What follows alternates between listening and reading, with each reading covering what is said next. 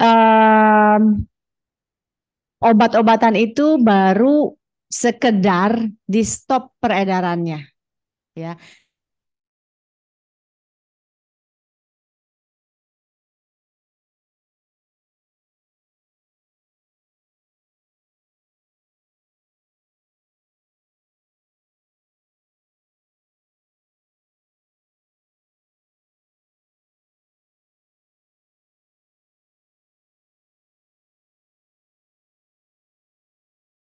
Dari Desi, orang tua korban, eh, anak yang bernama Shena, menceritakan kronologis Shena ini sekarang lumpuh total. Ya, nanti mungkin teman-teman media juga bisa memantau kondisi Shena ini seperti apa ada di RSCM ya Bu ya. Saya akan mempersilahkan Bu Desi menceritakan, eh, maaf ya Bu ya harus berulang-ulang kali menceritakan, semoga Ibu kuat gitu ya. Tapi kita ingin kasus ini enggak terjadi lagi kepada anak-anak bangsa, akan terjadi lagi gitu ya Bu ya. Semoga cukup sampai di sini. Silahkan Ibu Desi, saya persilahkan. Bismillahirrahmanirrahim. Assalamualaikum warahmatullahi wabarakatuh. Untuk kesekian kalinya saya perkenalkan lagi, saya Desi, orang tua dari anak saya Sena. Lelah, lelah sekali. Capek ya, sudah berkali-kali saya menceritakan keadaan Sena, keadaan anak-anak lainnya. Saya sudah berbagai tempat untuk mencari keadilan untuk Shena, tapi sampai saat ini masih belum ada yang peduli. Seperti yang sudah sering saya bilang, sampai saat ini Shena masih dirawat di RSCM. Keadaannya masih belum respon, sakit. Sampai saat ini saya nggak mau sebenarnya dibilang Shena lumpuh. Itu saya nggak bisa terima. Sama halnya dengan suami saya. Walaupun keadaannya memang seperti itu, tapi saya nggak pernah mau bilang anak saya lumpuh.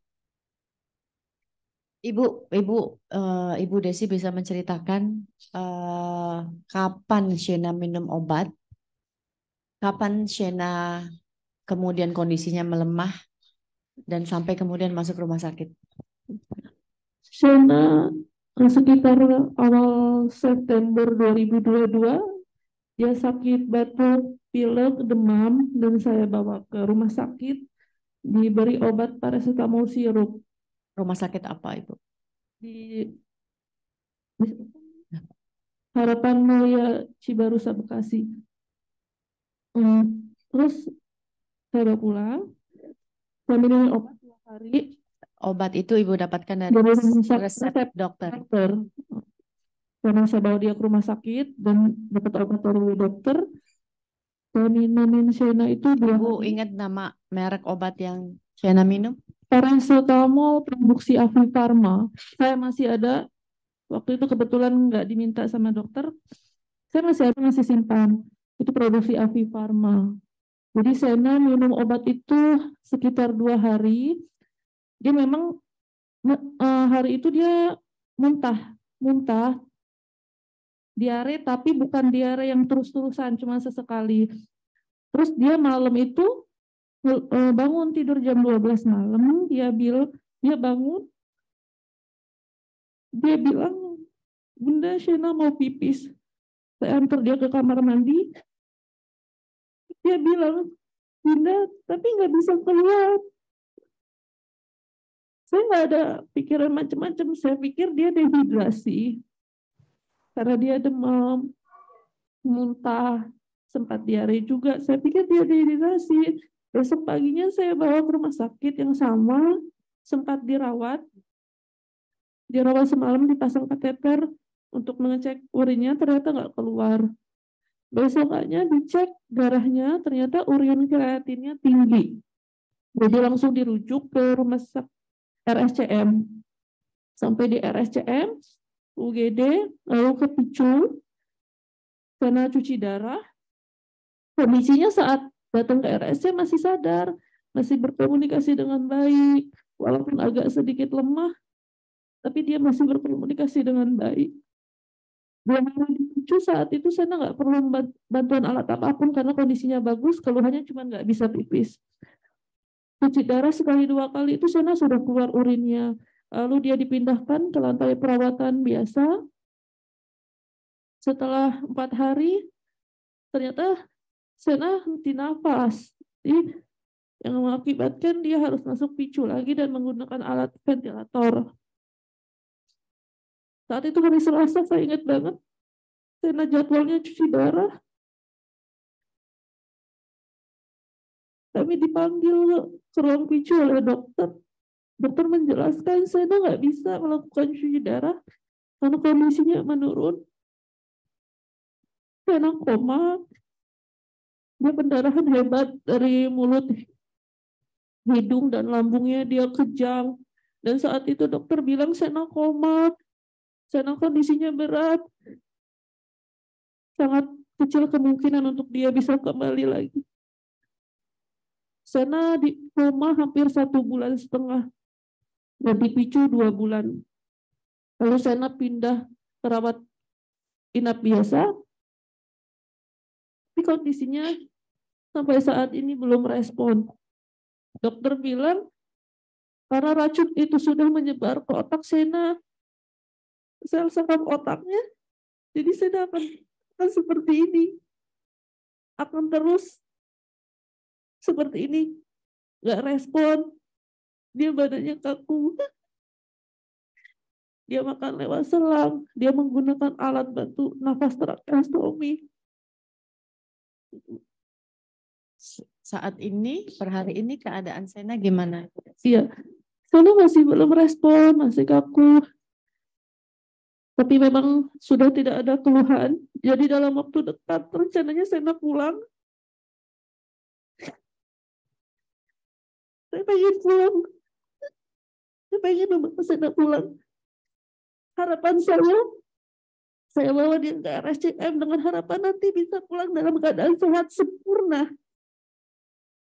Tapi kenyataannya dokter bilang Sena sudah nggak bisa kembali seperti dulu lagi. Dan nggak ada hal yang membuat saya bisa mempertahankan Sena di rumah sakit karena mereka bilang Sena sudah tidak keluhan berarti, untuk kondisi kesadarannya memang responnya memang sudah tidak bisa. Jadi Sena sudah dipersiapkan untuk pulang. Dan itu yang saya takutkan. Jadi kepulangan Sena itu bukan atas kemauan Ibu? Bukan. Karena memang menurut dokter kondisinya sudah baik, nggak ada keluhan gitu. Karena ginjalnya juga sudah membaik, keadaannya sudah membaik. Kalau untuk respon, karena otaknya sudah diserang, nggak ada lagi yang bisa dilakukan. Kondisi baik itu tapi dalam keadaan, maaf ya Bu ya, tapi dalam keadaan lumpuh. Iya. Jadi Sena udah maksudnya nggak bisa bergerak, tidak bisa berdiri, tidak bisa berbicara. Iya. Sena nggak bisa berbicara, bergerak juga cuma terbatas, bukan karena berakan perintah, dia cuma bisa goyang-goyang tangan, tarik kaki, itu aja. Terus dia juga nggak boro-boro bisa berjalan, duduk aja nggak bisa, angkat kepala aja nggak bisa. Jadi nggak bisa apa-apa, Sena cuma bisa tiduran.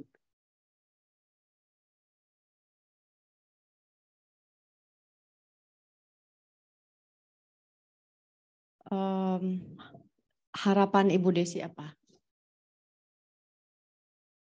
Harapan saya kalaupun nanti Sena pulang, makanya saya lagi nggak kurang sehat gitu, tapi saya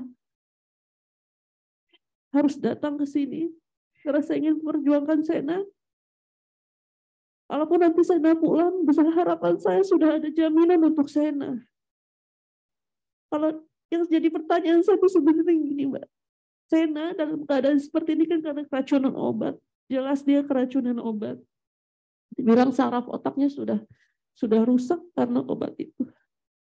Jadi yang ingin saya tanyakan sebenarnya, Sena ini memang sudah nggak ada cara Maksudnya entah di luar, entah di mana pun memang sudah tidak ada cara lagi di dunia ini, udah nggak ada cara lagi, atau sebenarnya masih ada cara gitu. Saya nggak masalah kalau saya sekarang harus pulang, nggak apa-apa gitu loh.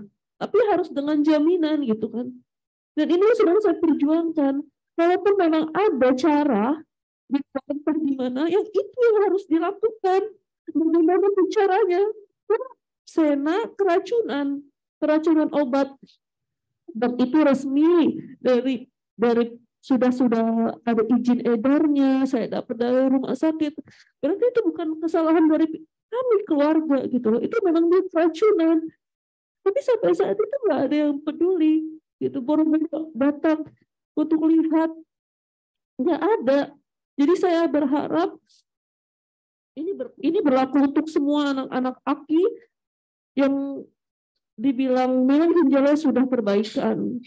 Tapi kan apa yang saya alami saat ini kan dampak efek berkepanjangan dari racunan obat itu gitu. Yang Sena otaknya yang sudah terkena. Jadi besar harapan saya harus ada yang bertanggung jawab untuk Sena, harus ada jaminan walaupun nanti Sena pulang, harus ada jaminan pengobatan lanjutan untuk Sena. Saya nggak mau Mbak, anak saya dibilang sudah nggak ada cara. Maka itu pertanyaan saya, memang sudah nggak ada cara atau sebenarnya ada tapi tidak mau dilakukan. Kalau pihak RSCM dokternya sudah melakukan hal yang benar. Saya sudah 5 bulan di RSCM. Alhamdulillah dokter-dokter melakukan tugasnya dengan baik, melayani kami dengan baik. Tapi untuk pengobatan Sena lanjutan ini yang saya masih nggak ngerti gimana gitu, Mbak. Baik, terima kasih Ibu Desi. Ada yang mau disampaikan lagi, Ibu? Ya, saya maaf mau menanggapi jubir Kemenkes tadi pagi ya, waktu yang di TV One.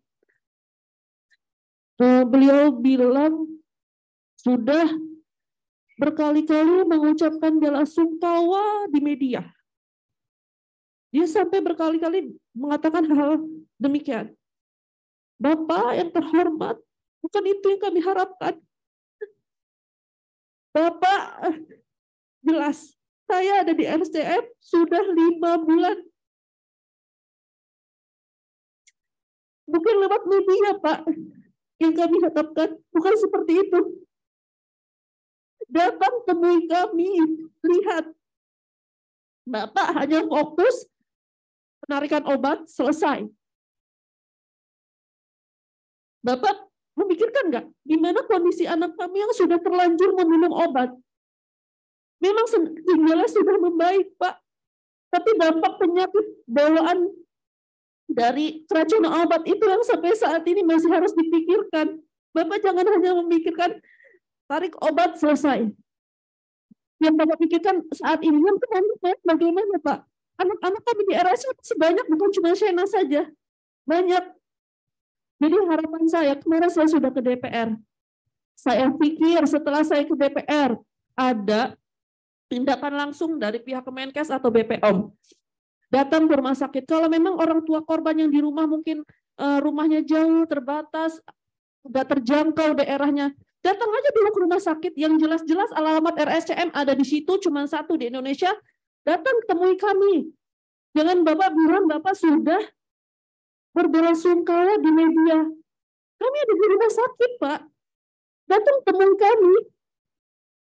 Dan masalah minta maaf, jangan terlepas dari benar atau salahnya. Pak.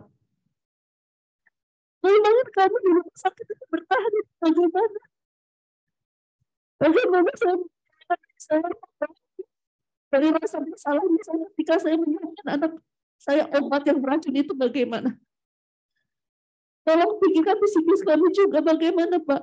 Kami tiap hari lihat anak kami nggak berdaya seperti itu.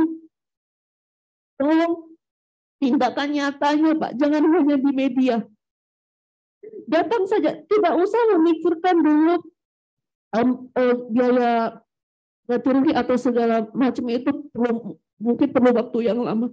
Tapi untuk datang, cuma kalau kepedulian aja Pak. Datang itu kan nggak berarti Bapak mengakui kesalahan atau mengaku, bukan begitu maksud kami Pak. Datang berarti Bapak peduli. Kami minta Bapak peduli karena Bapak ada di lembaga kesehatan. Anak kami keracunan obat yang resmi dari kesehatan, dari Faskes. Jadi kami berharap ada setelah ini ada tindakan langsung nyata, datang ke rumah sakit atau ke rumah para korban yang sudah meninggal, ucapkan langsung bela sungkawa itu datang ke rumahnya, bukan lewat media. Dan untuk Bu Penny, Kepala BPOM, Ibu bisa datang ke prokesnya Deddy Kobuser. Padahal Ibu sibuk, tapi untuk datang menemui korban, untuk mengucapkan bela sungkawa, turut berduka, itu Ibu nggak bisa. Di mana hati nurani Ibu dan Bapak? Kami nggak minta macam-macam, enggak. Saya minta peduli sama kami. Itu aja. Datang bukan ke media. Dan tolong dipikirkan untuk pengobatan lanjutan anak-anak seperti Shena. Dia sudah berjuang. Kami sudah berjuang sendiri.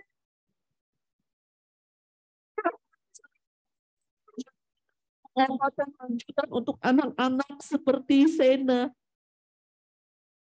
Terima kasih Bu, saya tahu berat sekali untuk hadir dan bicara lagi untuk kesekian kalinya. Terima kasih, kami sangat menghargai kehadiran Ibu pada pagi hari ini. Perjuangan masih panjang ya Bu ya, kuat ya Bu ya. Oke, baik rekan-rekan media dan undangan sekalian, langsung aja saya mau ke tim advokasi untuk kemanusiaan.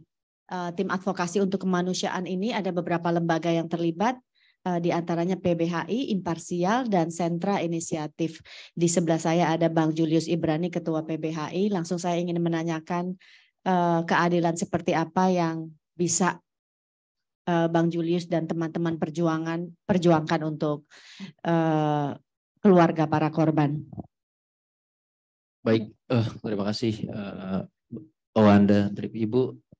Lagi-lagi tidak terhitung kami mengucapkan simpati kami ya Bu ya. Maksudnya hari ini Ibu bicara di media sudah bukan kepentingan pribadi lagi, tapi perjuangan Ibu dan Adinda, Ananda di rumah ya, itu untuk masyarakat luas. Sampai kemarin kita masih mendengar, bahkan ketika kita sidang ya Bu ya, bertambah lagi satu korban dan langsung direspon cepat. Sama-sama juga obat sirup juga untuk anak. Jadi kehadiran Ibu bukan hanya perjuangan, tapi kami muliakan di sini karena berdampak luas bagi masyarakat. Mudah-mudahan bagi negara yang bebal ini. Terima kasih teman-teman. Assalamualaikum warahmatullahi wabarakatuh. Selamat siang semuanya. Saya Julius Ibrani, Ketua PBHI. Saya akan bicara lebih teknis ya kasus ini. Pertama, yang perlu teman-teman catat dari penjelasan Ibu Desi tadi, satu, bahwa seluruh pasien, seluruh anak yang menjadi korban itu berangkat dari fasilitas kesehatan resmi negara. Kemudian diberikan pengobatan, termasuk obat yang katanya obat tapi racun ini melalui resep dokter. Oke. Obat yang diberikan melalui resep dokter ini diberikan juga oleh tenaga kesehatan yang resmi. Ya. Obatnya pun memiliki izin edar yang resmi dari BPOM, registrasi yang resmi juga oleh Kemenkes, yang artinya keseluruhan bahan pembuatannya itu resmi, baik dia impor melalui Kementerian Perindustrian, Perdagangan, dan yang lainnya, juga pengolahan sampai pengujiannya resmi oleh negara. Tidak ada satupun yang ilegal. Ya, jadi negara hadir di situ sampai obat itu ke tangan, diberikan dan dikonsumsi ke tangan korban. Ya, jadi Kalau ada bacot miring ya, saya harus kasar dan tegas yang mengatakan suruh siapa belanja ke warung. Gak ada yang ke warung. Resmi semuanya ini. Resmi, sekali lagi, resmi, tidak ada yang ilegal. Ya. Jadi itu hanya bentuk penghindaran. Ya, Bapak Ibu sekalian. Negara hadir melalui mekanisme yang namanya hukum administrasi negara. Ada pendaftaran, ada pengujian, ada pelaporan, ada administrasi, dan diajukan oleh perusahaan swasta yang resmi. Kami sudah periksa, dia terdaftar di Kementerian Hukum dan HAM, Direktorat Jenderal Administrasi Hukum Umum, ya, dia terdaftar di BKPM OSS, oleh karenanya dia dapat beroperasi dan mendapatkan izin teknis, ya, sebagai perusahaan.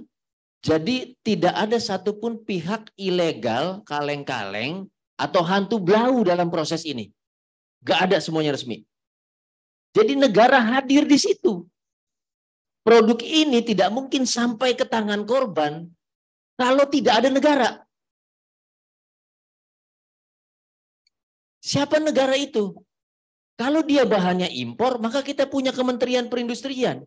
Kita punya Kementerian Perdagangan dengan kode HS-nya untuk impor. Untuk pengujiannya, kita punya BPOM dan Kemenkes. Sampai terbit nomor register dan segala macam. Termasuk nakes-nakes yang memberikan. Fasilitas kesehatan yang memberikan. Ya, tetapi yang terjadi sejak awal kami sampaikan tim advokasi, ini yang disampaikan kebohongan demi kebohongan demi kebohongan. Ya. Podcast artis juga isinya kebohongan juga. Apa kebohongannya? Satu, saya memperhatikan betul paling tidak 5 konferensi pers bersama antara Kemenkes dan BPOM. Beberapa kata kunci saya perhatikan. Terlepas dari dia lebih dari 5 kali, kalau nggak salah 6 sampai 7 kali dia konvers. Tapi tidak sekalipun dia mengunjungi korban. Ya. Dalam konversinya, kebohongan pertama yang dia sampaikan adalah bahwa ini kandungan cemaran yang tidak bisa kami prediksi. Kebohongan pertama. Di seluruh dunia terakhir tahun 2008, EG dan DEG ini itu bahkan sudah dilarang. Ya. Jadi lingkungan farmasi internasional itu sudah menyatakan menghindari penggunaan bahan ini. Dan faktanya panduan tata cara pembuatan obat kita masih tahun 2018. Padahal sudah ada panduan internasional di tahun 2022 bahkan. Kita 4 tahun ketinggalan. Ya, itu kebohongan yang pertama. Yang kedua, dikatakan bahwa ada kondisi-kondisi pembeda. Sehingga ada yang minum kemudian nggak apa-apa, ada yang minum kenapa-napa. Ini kebohongan yang kedua. Kenapa saya katakan bohong? Pernah nggak dia menguji seluruh pasien? Jangankan menguji, identifikasi seluruh pasien, mendatangi, mencatat gejalanya apa. Tidak pernah. Yang ada ketika anggota DPR Komisi 9 mau berkunjung sibuk. Sampai di rumah sakit rame. Pasien jangan ada yang ngomong ya, DPR mau datang nih. Ketakutan keluarga. Jadi kunjungan Komisi 9 pun dikondisikan supaya bersifat formalitas dan terlihat baik-baik saja. Kebohongan selanjutnya, Bapak Ibu sekalian, dikatakan bahwa mereka tertipu bahan oleh swasta. Pertanyaannya, apakah swasta hanya memberikan informasi saja bahannya ini ya? Kalau dengan demikian berarti pengujiannya nggak ada. Sementara sebelumnya dia bilang telah melalui proses pengujian di laboratorium kami. Dan kami nyatakan resmi, kami berikan izin edar dan registrasinya. Lalu kenapa dia bilang dia menjadi memviktimisasi diri sendiri seolah-olah dirinya korban? Ini negara. Itu.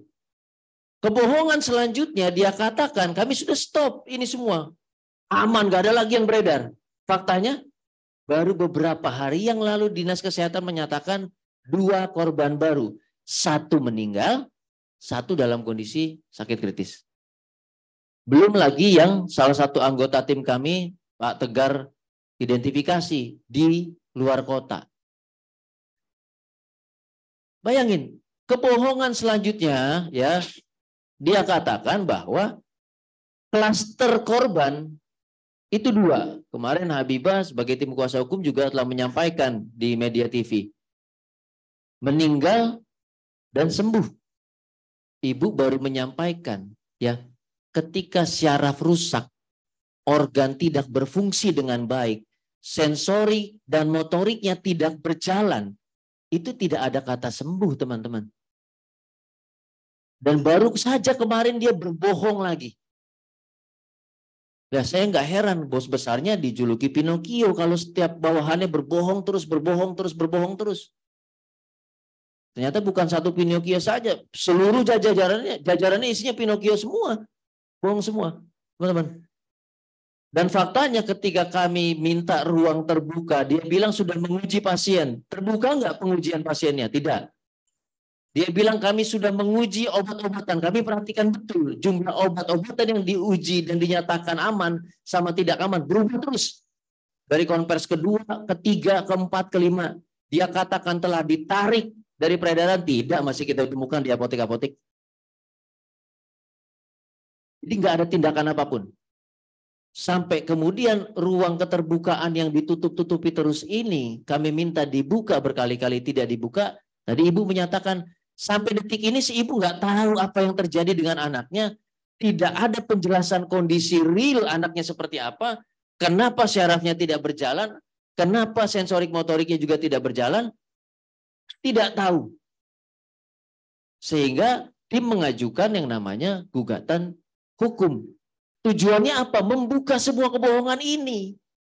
Membuka semua pernyataan-pernyataan palsu, kebohongan demi kebohongan. Sementara 201 sampai kemarin anak meninggal. Dan sisanya yang bilang sembuh itu dalam kondisi pakai alat, masih terjadi pendarahan. Dan banyak hal yang kalau kita cerita mungkin saya berhenti dan buang muka menangis. Saya juga punya anak kecil soalnya. Jadi gugatan hukum itu kami ajukan untuk membuka cerita ini.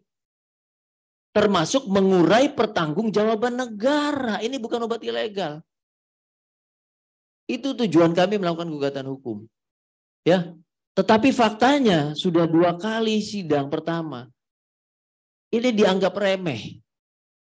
Memang yang murah di negara ini nyawa, yang mahal sembako. Gitu.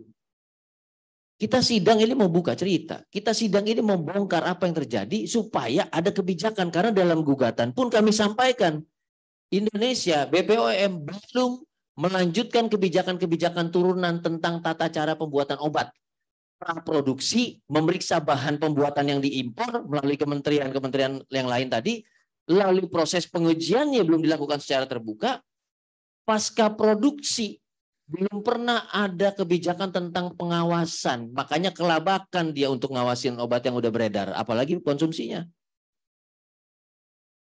Ini nggak ada, ini perintah Undang-Undang Kesehatan 36/2009. Bukan perintah tim kuasa hukum, tapi tidak dilaksanakan.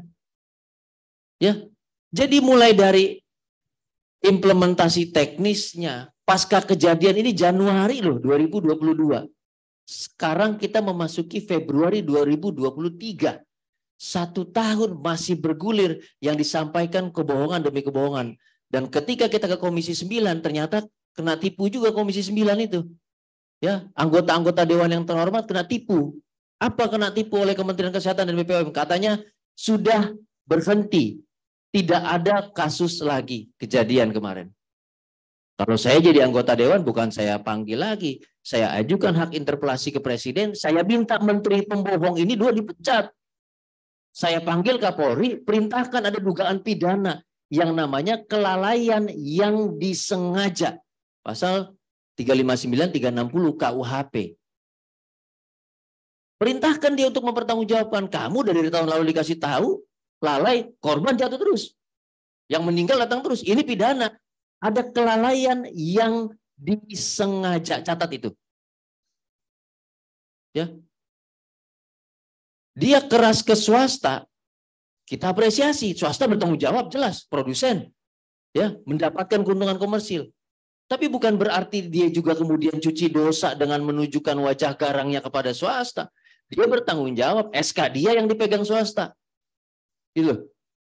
Jadi kalau kita mengurai pertanggungjawaban, ini dua pihak bertanggung jawab secara pidana maupun perdata.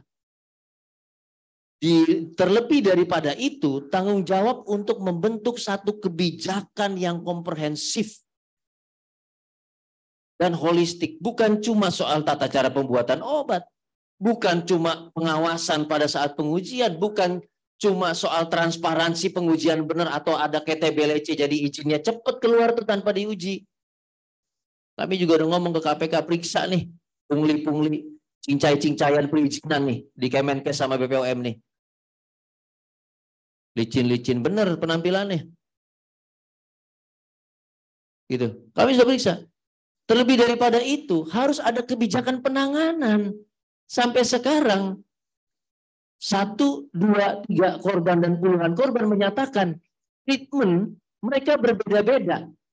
Nakes yang ini, rumah sakit yang ini nggak ngejelasin, yang ini ngambil tindakan ini, yang ini berarti nggak ada SOP penanganan dalam situasi kritis. Tidak ada penanganan situasi kasuistis seperti ini. Dan kalau 1 tahun begini berjalan ya bukan kasuistis. Ini harus ada SOP yang rutin. SOP yang bersifat nasional karena per 23 September kami mencatat 2022 ini sudah terjadi di 26 provinsi. Tapi nggak ada kebijakan nasionalnya. Ya. Gitu loh. Jadi ini ke depannya harus ada. Bukan 1, 2 dokter yang lebih pintar dan baca jurnal luar negeri tahu kemudian. Tapi kebijakan nasionalnya apa? Ini nggak ada sampai sekarang. Di posisi ini, kami katakan ini sudah beyond menteri. Di atas menteri. Di atas Menko gimmick. Ya, Menko-Menko yang cuma gimmick doang kerjaannya. Di atas semua itu. Ya, ada siapa di situ? Ada Menko Polhukam karena dibicara penegakan hukum. Ada PMK karena bicara tentang pembangunan manusia. Ini rakyat ini manusia yang harus dibangun. Anak-anak ini loh, calon-calon penerus generasi emas. Ini pada kemana? Nggak ada. Gitu loh. Nggak ada tanggung jawabnya sama sekali. Jadi kalau sudah level Menko Menteri ini pada molor, presidennya yang harus bangun. Ya, dia bisa kok bangun kaki-kaki untuk perpanjangan periode atau 3 kali bisa dia. Persiapan 2024 masa ini nggak bisa. Jadi tim advokasi menegaskan ini tanggung jawab presiden dari awal. Kenapa? Sudah lintas kementerian, sudah lintas Menko, pertanggungjawaban itu tidak bisa hanya di level teknis. Kalau presiden juga tidak unjuk gigi, kalau presiden tidak bertindak, maka ada indikasi kelalaian yang juga dia lakukan dalam hal pengawasan kinerja bobrok dari para menterinya. Kita tuntut Presiden Joko Widodo segera. Dan kami doakan betul jangan sampai ini menimpa keluarga-keluarga yang lain, termasuk keluarga para pejabat kita. Saya berhenti sampai di situ, Wanda. Terima kasih. Terima kasih, Bang Julius. Langsung saya ke Bang Gufron, ya, Direktur Imparsial. Mungkin Bang Gufron akan membahas dari sisi hak asasi manusia terhadap kejadian ini. Silakan Bang Gufron. Baik, terima kasih Mbak Wanda. Assalamualaikum warahmatullahi wabarakatuh. Selamat siang, salam sejahtera untuk kita semuanya. Dari paparan narasumber sebelumnya saya kira terutama yang disampaikan oleh Ibu dari keluarga korban, saya kira banyak hal yang sudah disampaikan dan pesannya saya kira sudah sangat-sangat jelas gitu ya. Terkait dengan kasus gagal ginjal akut yang menyebabkan ratusan anak meninggal, lumpuh, dan di situ harus ada pertanggungjawaban negara.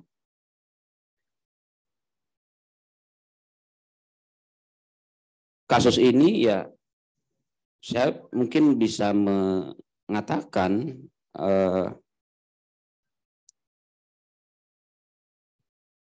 ini tragedi kemanusiaan yang dialami oleh anak-anak, dan saya juga secara pribadi ya, keluarga di rumah, istri juga sangat merasakan efeknya. Gitu. Apalagi tadi disampaikan, ini nggak cuma di satu daerah, ya kan? Ini di 26 provinsi korbannya. Artinya ini serius, ini tragedi kemanusiaan, dan yang mengalami ini adalah anak-anak. Negara nggak boleh diam.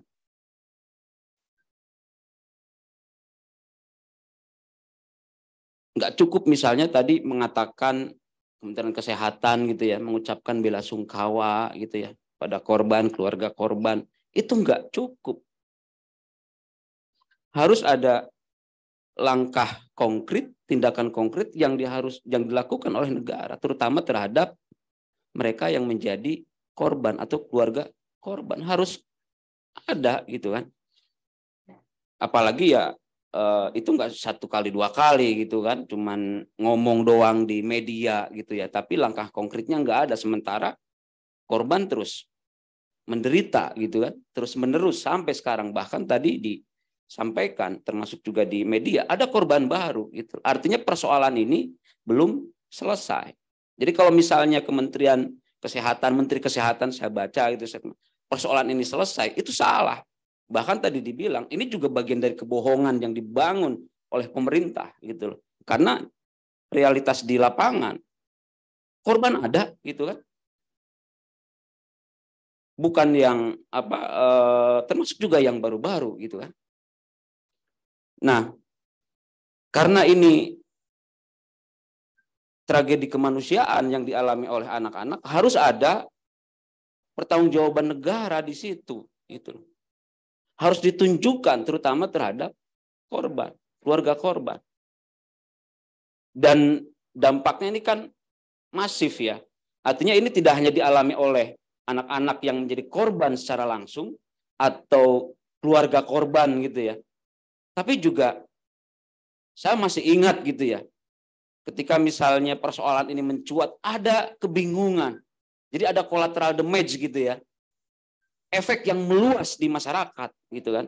Ini kita bicara tentang bagaimana efek meluas dari persoalan ini gitu. Jadi ada kekhawatiran, ada kecemasan, ada ketakutan yang meluas di masyarakat, dan itu dialami oleh semua keluarga gitu kan.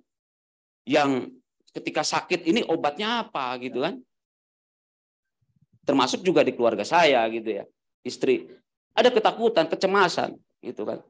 Yang itu menunjukkan bahwa efeknya ini sangat meluas gitu. Kenapa ini dibilang sebagai tragedi, dan di situ harus ada pertanggungjawaban negara gitu ya. Negara nggak boleh diam.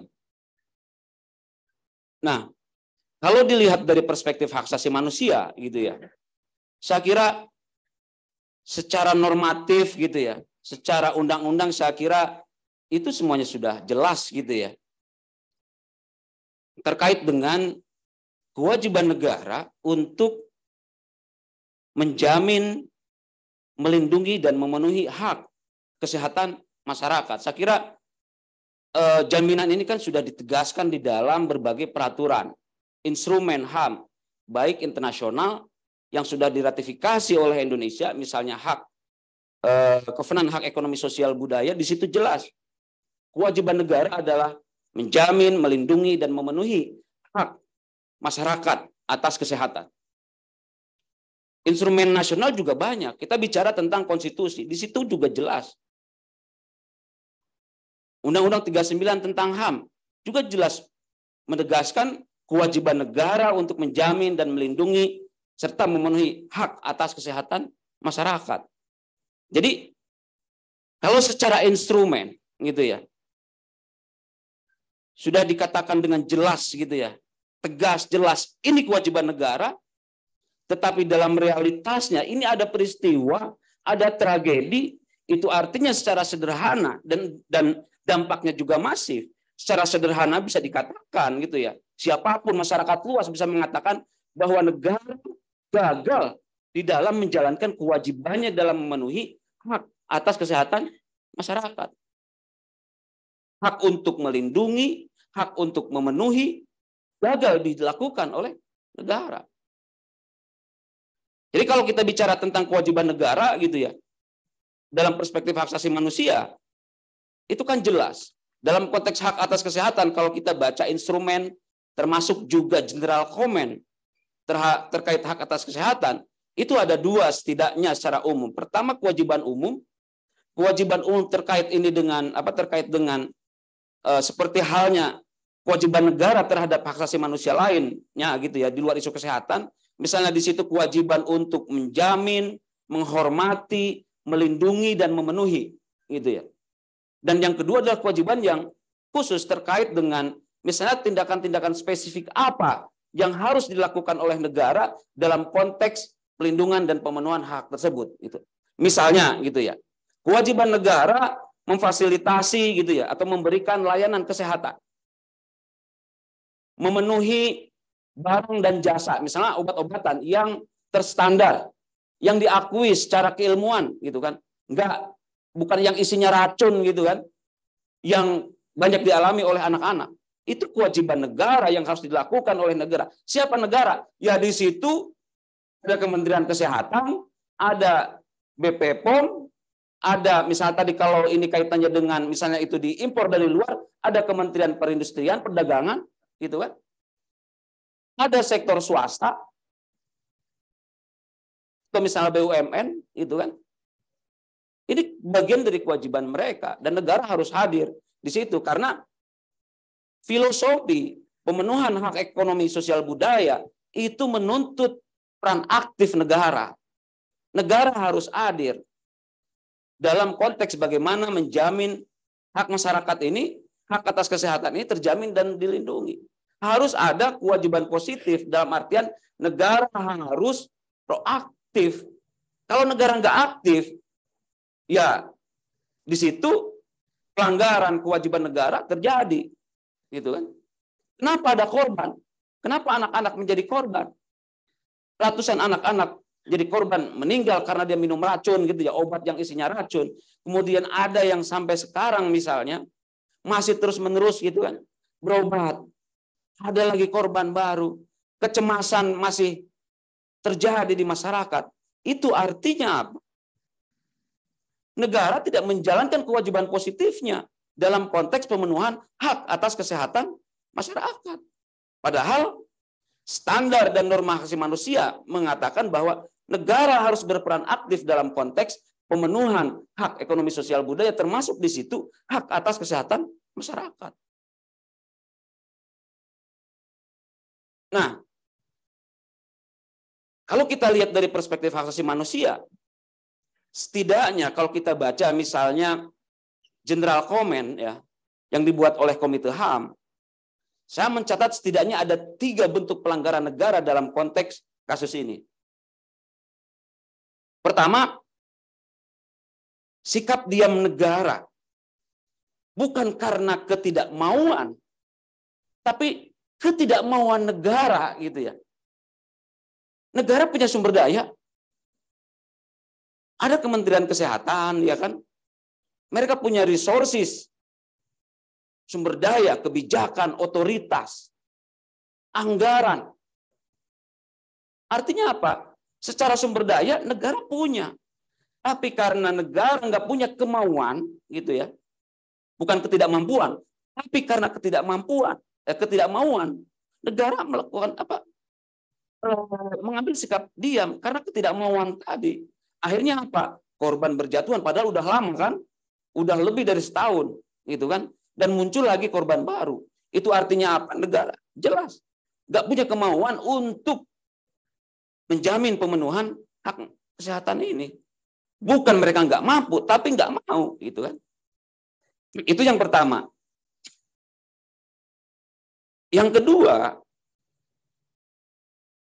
bentuk pelanggaran yang sifatnya langsung. Ya ini banyak, misalnya bisa terkait dengan kebijakan gitu ya, yang diadopsi oleh pemerintah. Misalnya apa? Ketika Kementerian Kesehatan menyatakan bahwa persoalan ini selesai, kasus ginjal akut gitu ya, menurut Kementerian Kesehatan, itu dikatakan sudah selesai, kasusnya menurun, padahal di lapangan masih banyak korban. Itu kan bentuk kebijakan yang diambil oleh pemerintah, Kementerian Kesehatan misalnya, dan itu bisa dibilang sebagai satu bentuk tindakan langsung melalui kebijakan, karena dampaknya kan masih ada korban. Dan yang ketiga, sikap diam yang dilakukan negara yang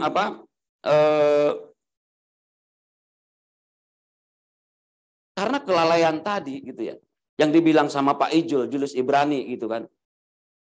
Jadi sikap diam karena memang negara lalai, tidak melakukan tindakan-tindakan yang dibutuhkan untuk bagaimana hak atas kesehatan ini terjamin, terlindungi, terutama terhadap mereka, anak-anak yang menjadi korban secara langsung akibat minum racun ini gitu loh.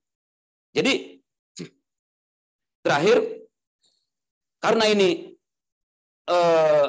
dari perspektif HAM saya kira jelas gitu ya, ada pelanggaran kewajiban negara ya, pelanggaran negara terhadap kewajiban mereka terhadap hak asasi manusia, dan ini menjadi tragedi, harus ada langkah serius dari semua mereka yang punya otoritas. Kalau misalnya BPOM gitu kan, atau Kementerian Kesehatan, atau misalnya tadi yang Menko ini gitu ya, pada tidur atau bahkan misalnya melakukan kebohongan, harus ada tindakan yang langsung diambil oleh otoritas yang punya power yang lebih. Misalnya siapa? Presiden. Presiden nggak boleh diam. Melihat bawahannya gitu ya, kementeriannya, lembaga-lembaganya yang yang menutup mata, yang melakukan kebohongan publik dalam isu kesehatan anak. Ini persoalan serius. Presiden, DPR harus lebih aktif mengambil tanggung jawabnya, menunjukkan tanggung jawabnya dalam konteks menjamin pemenuhan hak kesehatan masyarakat. Apalagi ini bicara tentang anak-anak. Mereka masa depan Indonesia gitu kan. Jadi harus ada tindakan serius gitu kan, pertanggungjawaban serius dari negara dalam konteks penyelesaian masalah ini, terutama terhadap mereka yang menjadi anak-anak yang menjadi korban. Saya kira itu mungkin untuk sementara dari saya kembalikan ke moderator Mbak Wanda Hamidah. Terima kasih Bang Gufron. Langsung saja saya ingin menghubungi Bapak Ahmad Sobirin dari Ombudsman. Apakah sudah tersambung dengan kita melalui Zoom? Pak Sobirin, ya, apa suara kami sudah bisa terdengar? Ya, terdengar Mbak Wanda.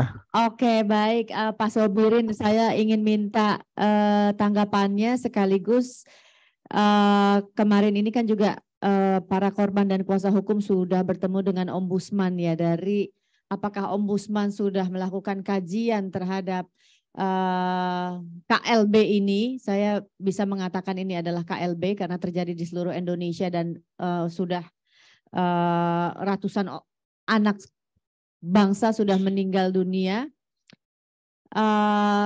Saya ingin tahu sejauh mana Ombudsman melakukan kajian dan apa hasilnya, Pak Ahmad Sobirin, mungkin bisa dijelaskan kepada kami di sini.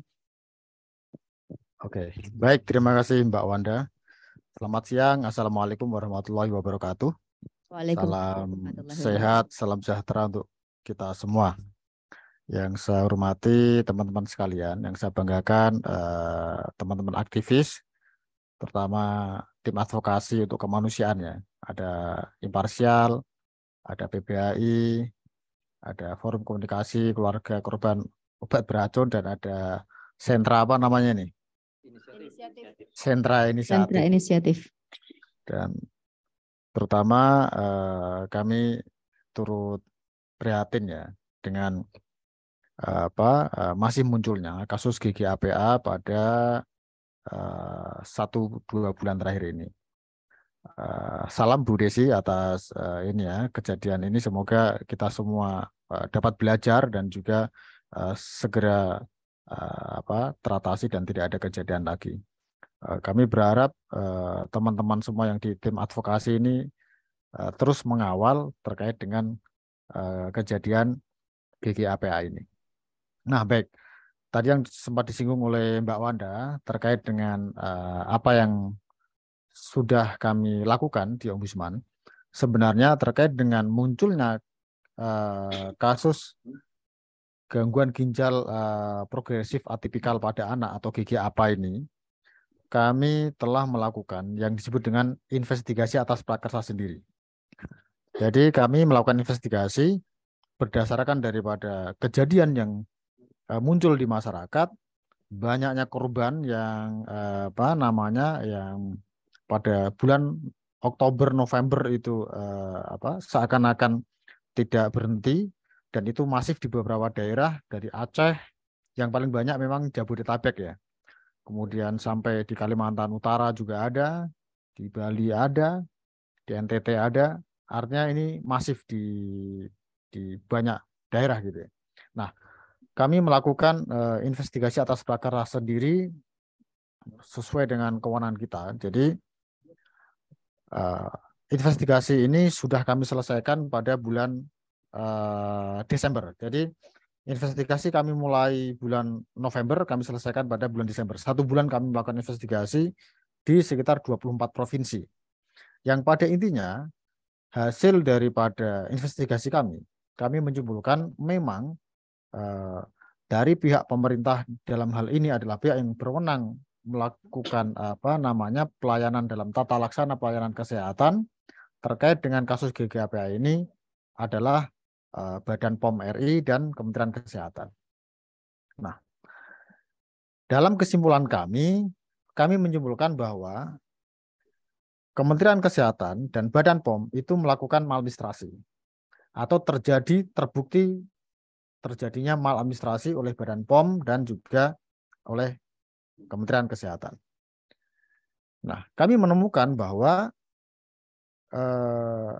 terkait dengan kejadian GGAPA ini atau gangguan ginjal atipikal progresif pada anak ini, itu untuk level Kementerian Kesehatan kami tidak menemukan bahwa tim surveillance-nya itu melakukan pendataan sejak awal munculnya GGAPA, karena GGAPA ini sebenarnya isunya mulai muncul sejak bulan Januari tahun 2022, dan itu temuan dari Ikatan Dokter Anak Indonesia, dari IDAI. Nah, mengapa kami nyatakan ini tidak melakukan pendataan dan surveillance sejak awal munculnya kasus? Karena memang surveillance itu dilakukan kira-kira mulai bulan September-Oktober, ketika kasus GGAPA ini banyak terjadi, dan itu sudah terlambat menurut kami. Yang kedua, Kementerian Kesehatan waktu itu juga tidak menindaklanjuti kasus GGAPA ini sebagai KLB, sehingga berdampak pada pasifnya respon pemerintah. Karena bukan KLB, maka pemerintah itu pasif dalam menindaklanjuti kasus tersebut sebagaimana standar kebijakan dan standar pelayanan dalam penanganan KLB. Dan sampai saat ini tidak ada KLB yang ditetapkan oleh pemerintah terkait GGAPA ini. Berikutnya, kami menganggap bahwa pemerintah juga tidak kompeten dalam mensosialisasikan dan menegakkan peraturan secara luas terhadap fasilitas kesehatan dan tenaga kesehatan tentang tata laksana dan manajemen klinis GGAPA pada anak akibat cemaran etilen glikol dan dietilen glikol.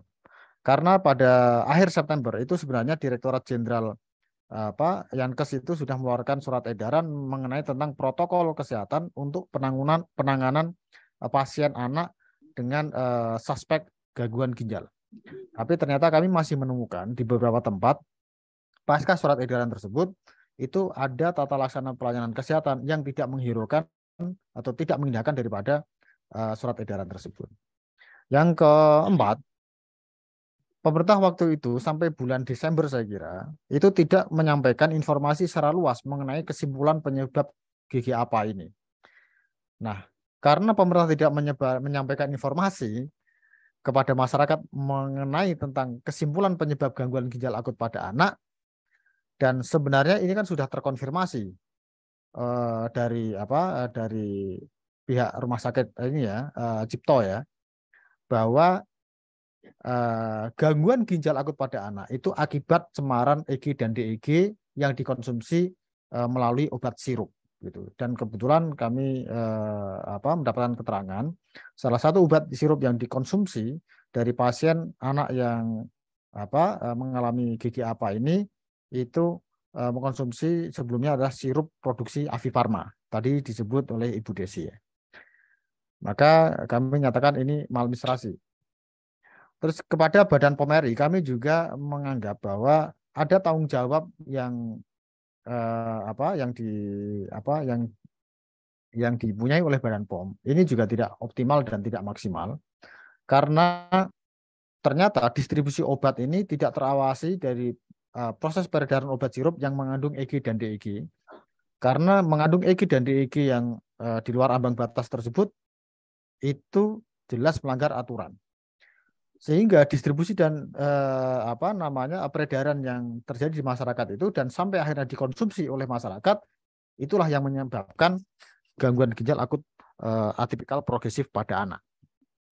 Maka tidak terawasinya ini kami nyatakan Badan POM juga melakukan maladministrasi.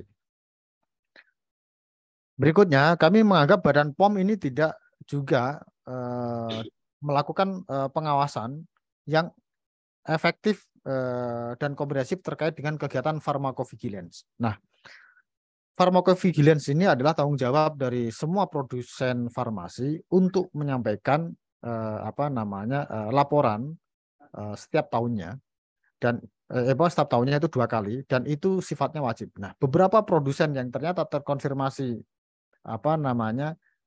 produknya sebagai penyebab gangguan ginjal itu ternyata ada masalah di laporan pharmacovigilance-nya dan ini harus menjadi perhatian penuh.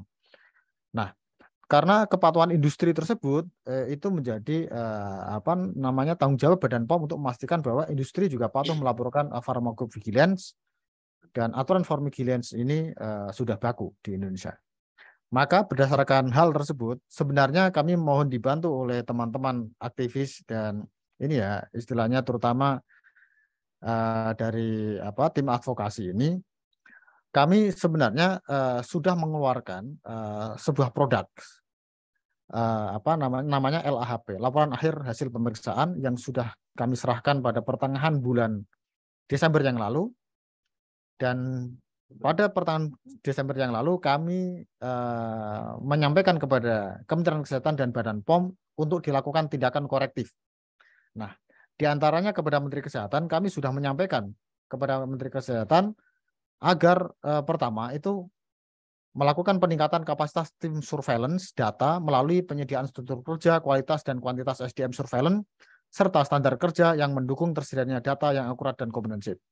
Karena masivitas kasus GG-APA ini salah satunya adalah tidak optimalnya tim surveillance dan tidak adanya data yang memadai, sehingga kejadiannya itu tidak terdeteksi dari awal.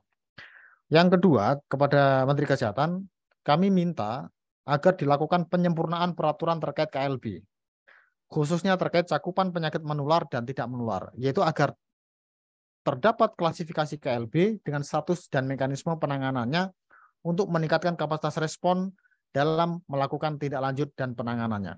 Karena GG-APA ini bukan KLB, maka respon pemerintah itu pasif.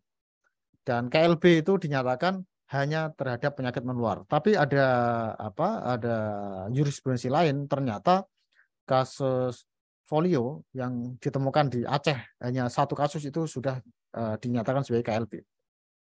Maka kami menyampaikan bahwa perlu ada perubahan atau penyempurnaan peraturan terkait KLB ini. KLB mungkin diklasterisasi atau dibuat jenis-jenisnya. Yang berikutnya kami juga minta kepada Menteri Kesehatan untuk melakukan sosialisasi secara masif dan terukur kepada seluruh fasilitas kesehatan dan kepada seluruh tenaga kesehatan tentang tata laksana dan manajemen klinis penanganan GG-APA ini. Karena kami menemukan terjadi di beberapa tempat, di Bandung misalnya, kasus GG-APA ini karena akibat dari vaskes dan nakesnya dari awal itu sudah tidak mendeteksi terkait dengan GGAP ini. Dan di fase pertama itu tidak dilakukan uji lab yang sesuai dengan protokol GGAPA.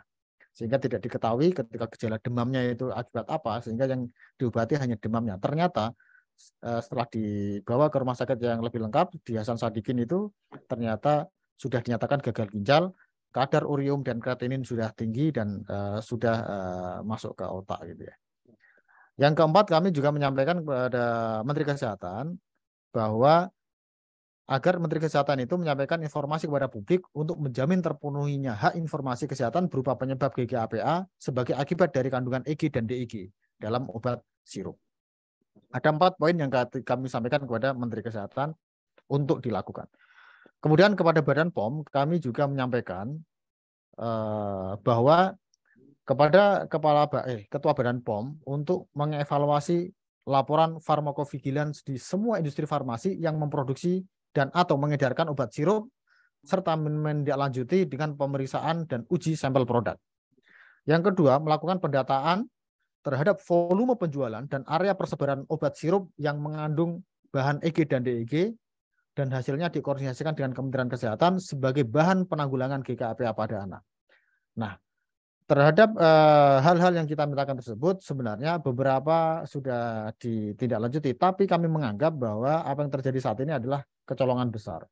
Karena pasca bulan Desember seharusnya kasus ini tidak terjadi lagi, tapi ternyata ada 2 lagi. Artinya bahwa peredaran obat yang mengandung EG dan DEG ini masih ada di masyarakat dan masih menjadi momok bagi orang tua.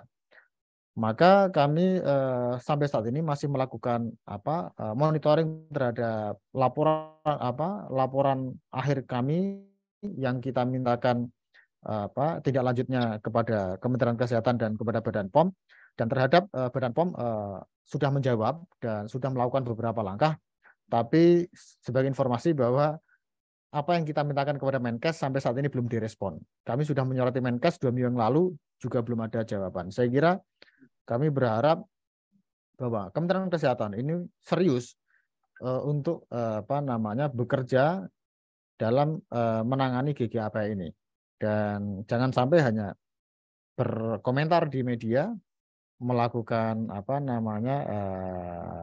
penyampaian informasi melalui pers saja, tapi kami berharap secara masif Kementerian Kesehatan itu menggunakan perangkat kerjanya untuk benar-benar menggunakan kewenangannya untuk benar-benar memastikan seluruh vaskes dan nakes itu sigap dalam menangani GGAPA ini.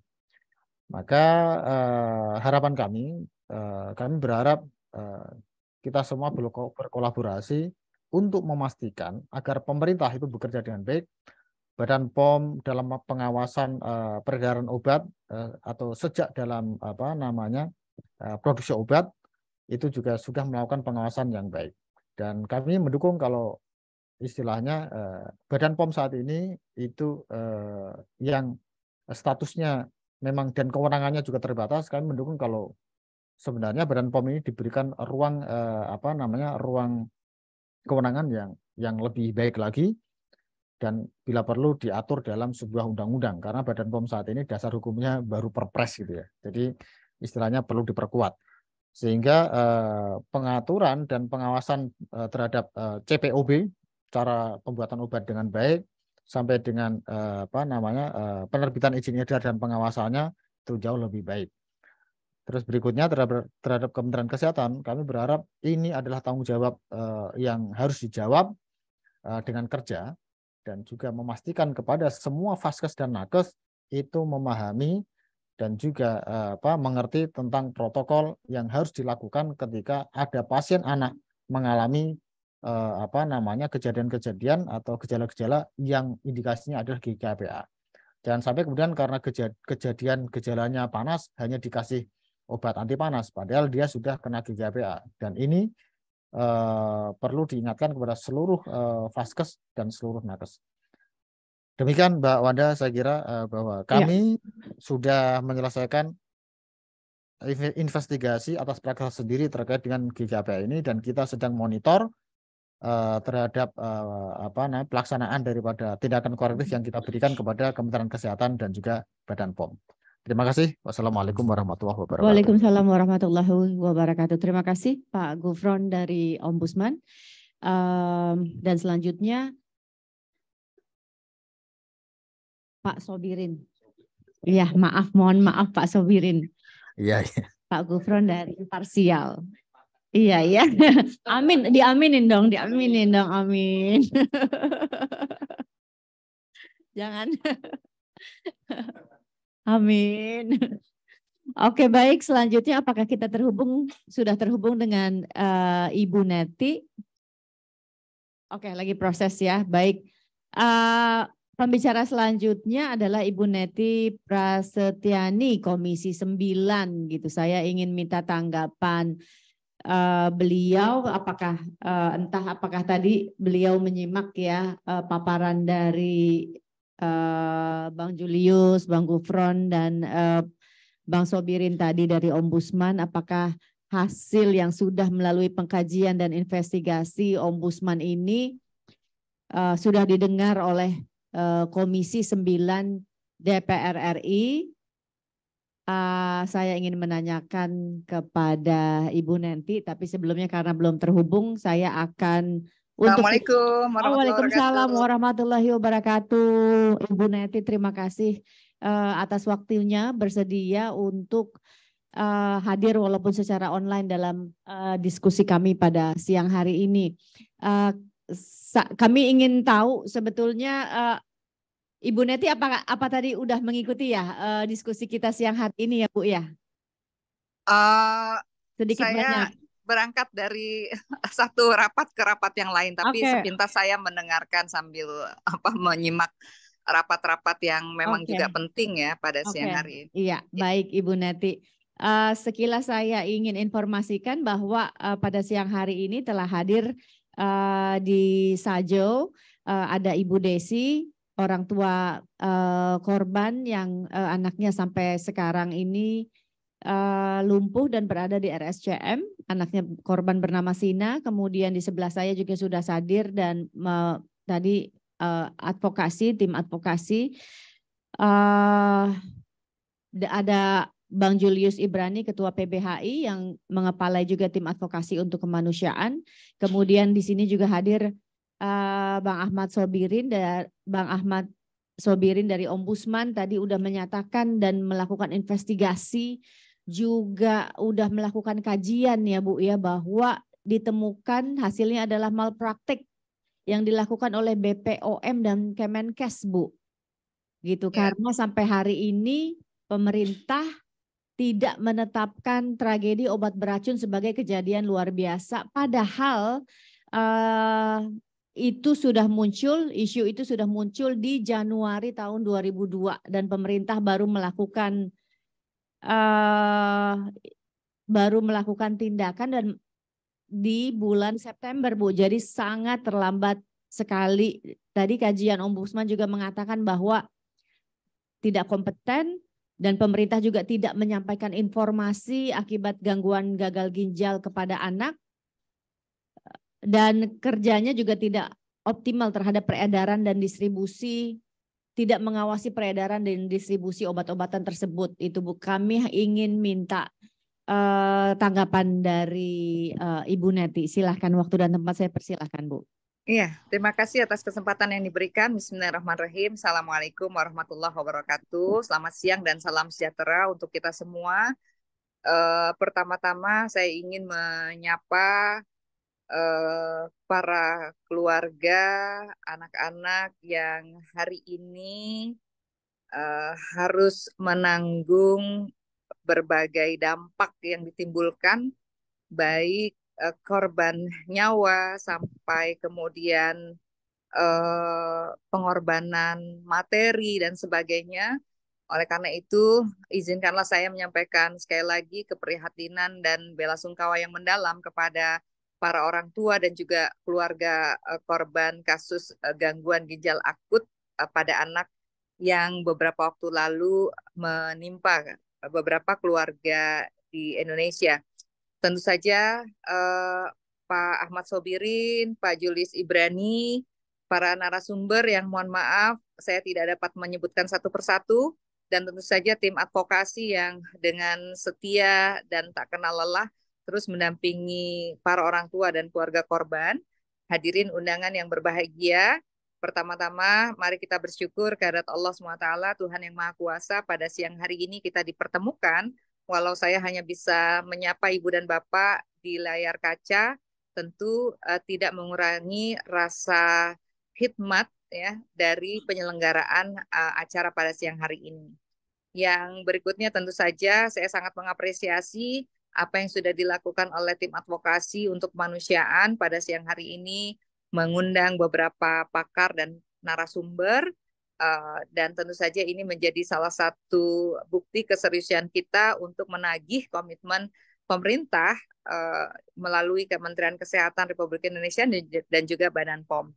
Nah tentu Ibu dan Bapak, saya perlu tegaskan sekali lagi, sejak awal merebaknya kasus GGAPA ini, saya secara pribadi dan juga teman-teman di Komisi 9 sudah mengkritisi, memberikan catatan yang nyaring kepada Kementerian Kesehatan dan juga Badan POM, ya. Terutama saya di beberapa kesempatan di media bersama juru bicara Kementerian Kesehatan Republik Indonesia, Dr. Asril, kemudian juga dengan para pakar, saya selalu menyebutkan bahwa pemerintah jangan malu untuk menetapkan kasus GGAPA ini sebagai kejadian luar biasa. Kenapa?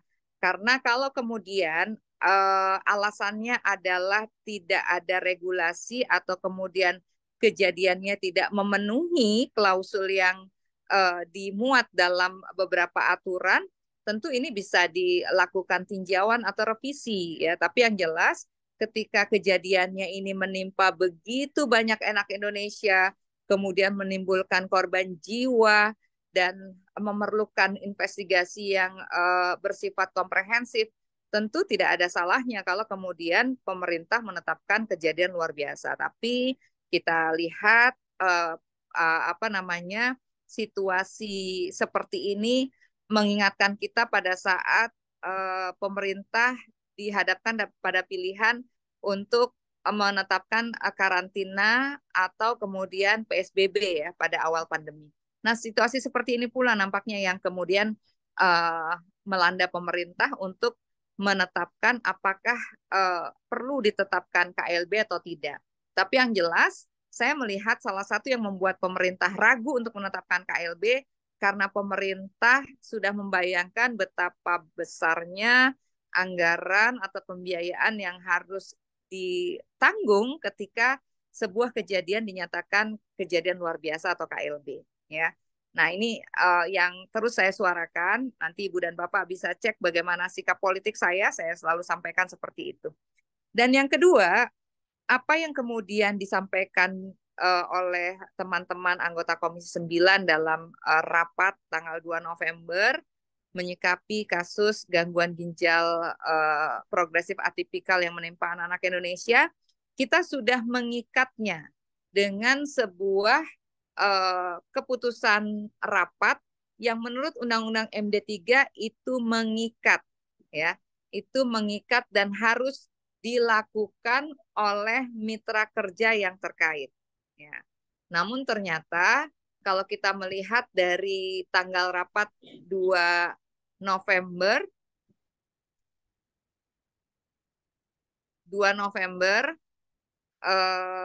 saya mungkin agar lebih akurat saya bacakan, maka Komisi 9 DPR RI selain menyatakan keprihatinan dan menyesalkan kejadian ini, poin keduanya disampaikan Komisi 9 DPR RI mendesak Kementerian Kesehatan Republik Indonesia untuk bertanggung jawab menyelesaikan kejadian gangguan ginjal akut progresif atipikal GGAPA pada anak Indonesia.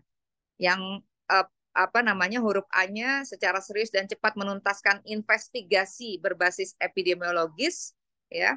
Saya potong saja. Kemudian yang B, memberikan santunan kepada keluarga korban GGAPA dan yang sesuai dengan aturan yang berlaku, dan C, menjamin pengobatan bagi anak-anak GGAPA yang masih dalam perawatan sampai sembuh dan mengupayakan kesembuhan mereka.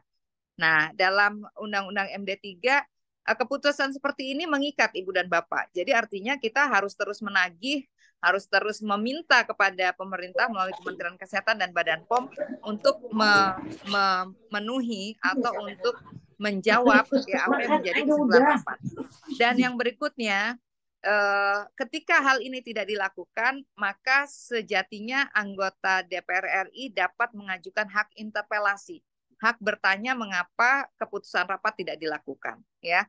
Nah, oleh karena itu saya sangat mendorong jika di Komisi 9 Ibu dan Bapak, para keluarga dan juga tim advokasi sudah mendengar secara langsung bagaimana komitmen kami, maka mari kita eratkan upaya kita untuk mendorong ya kekuatan keluarga korban yang juga diamplifikasi oleh masyarakat ya, menuntut ya keadilan kepada pemerintah baik melalui Kementerian Kesehatan maupun Badan POM. Saya harus tegaskan harus ada yang bertanggung jawab ya, harus ada yang bertanggung jawab atas kematian ya ratusan lebih anak-anak Indonesia sebagai calon pemimpin.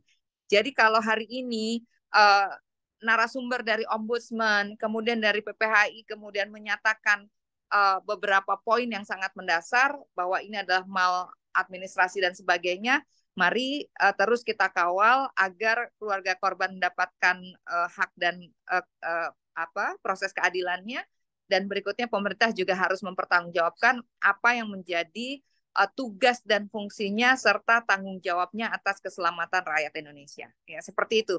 Jadi insya Allah saya selain atas nama pribadi dan juga fraksi saya, fraksi PKS dan juga seluruh Komisi 9 ya yang Ibu dan Bapak jangan ragukan untuk urusan gangguan ginjal akut pada anak ini semuanya satu suara ya untuk meminta kepada pemerintah ya bertanggung jawab atas dampak atas kerugian material maupun imaterial yang sudah ditanggung oleh para keluarga korban. Itu saja mungkin yang bisa saya sampaikan.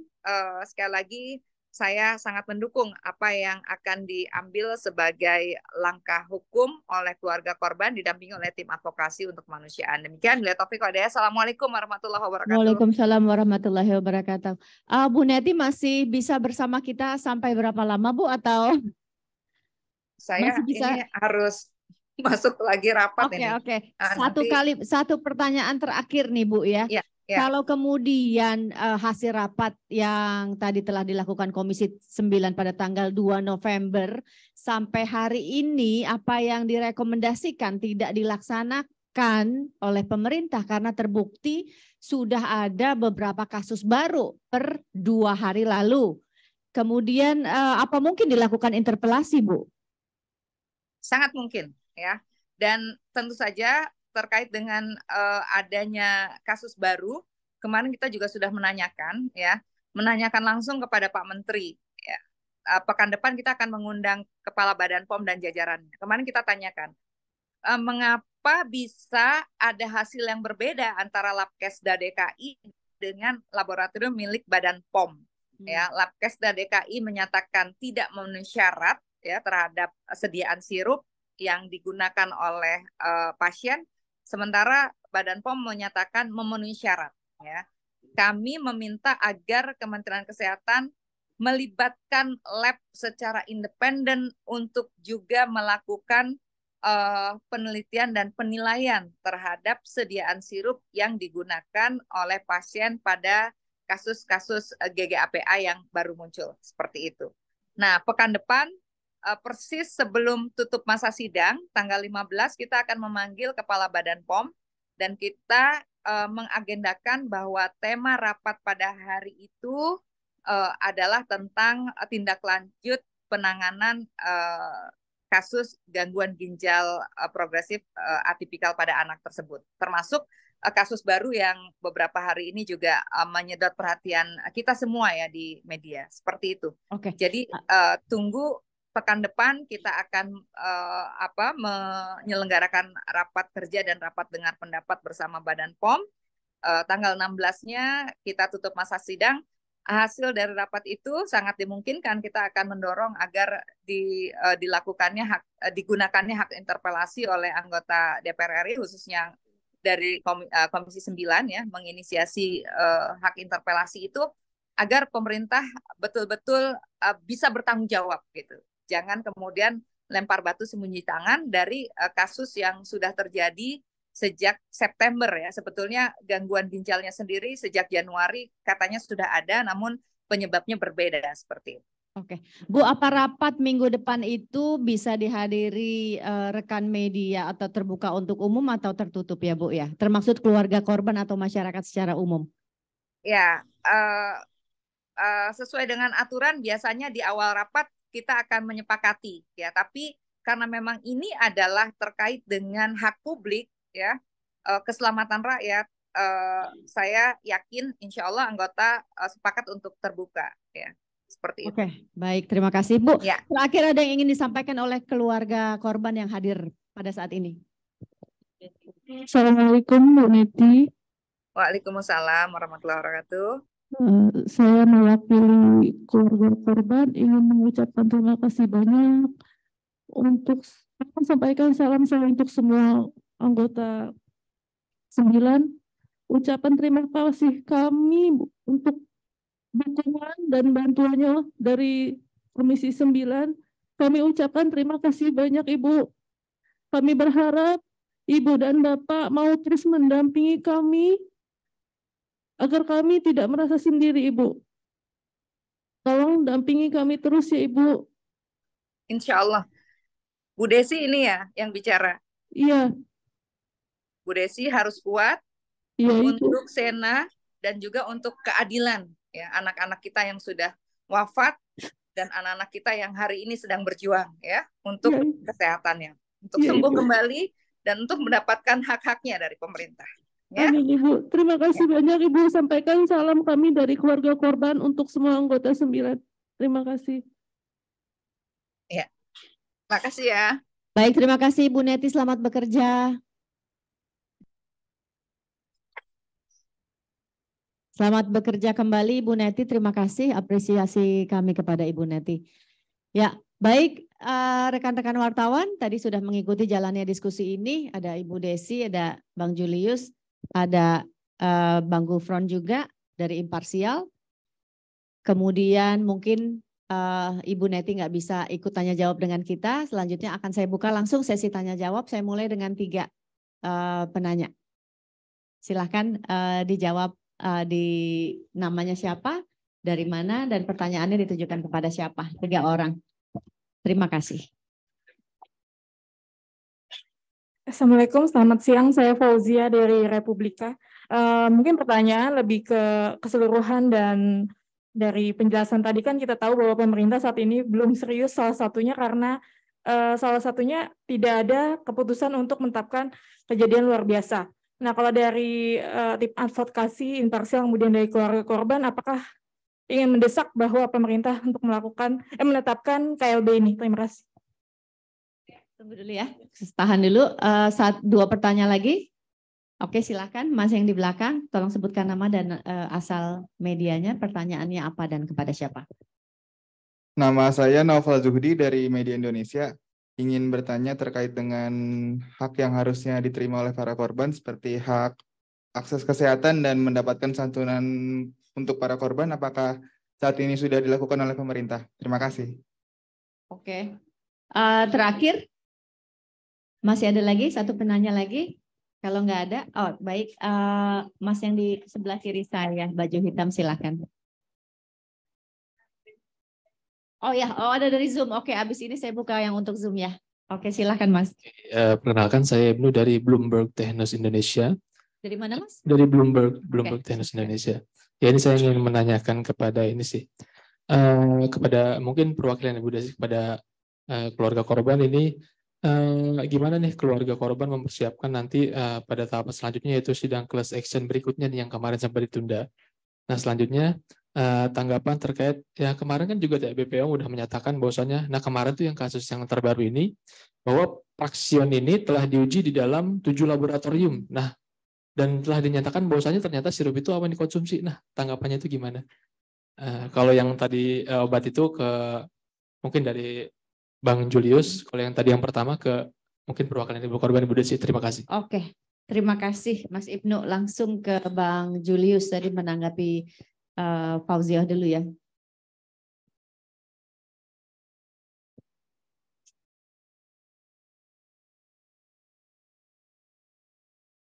Ya, dari Republika ya. Terima kasih pertanyaannya bagus sekali. Jadi kita bicara indikator ya.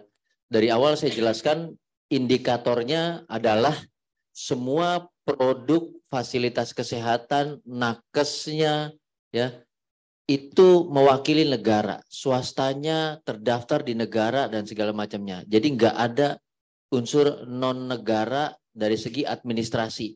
Hukum berjalan di situ sampai keluar yang namanya besiking, kebijakan yang sifatnya eksekutif ya, sebagai dalam bentuk SK, izin edar dan segala macam. Artinya negara bukan cuma hadir, aktor utama di situ. Itu yang pertama.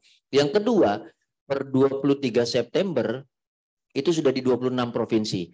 5 Februari menjadi 27 provinsi.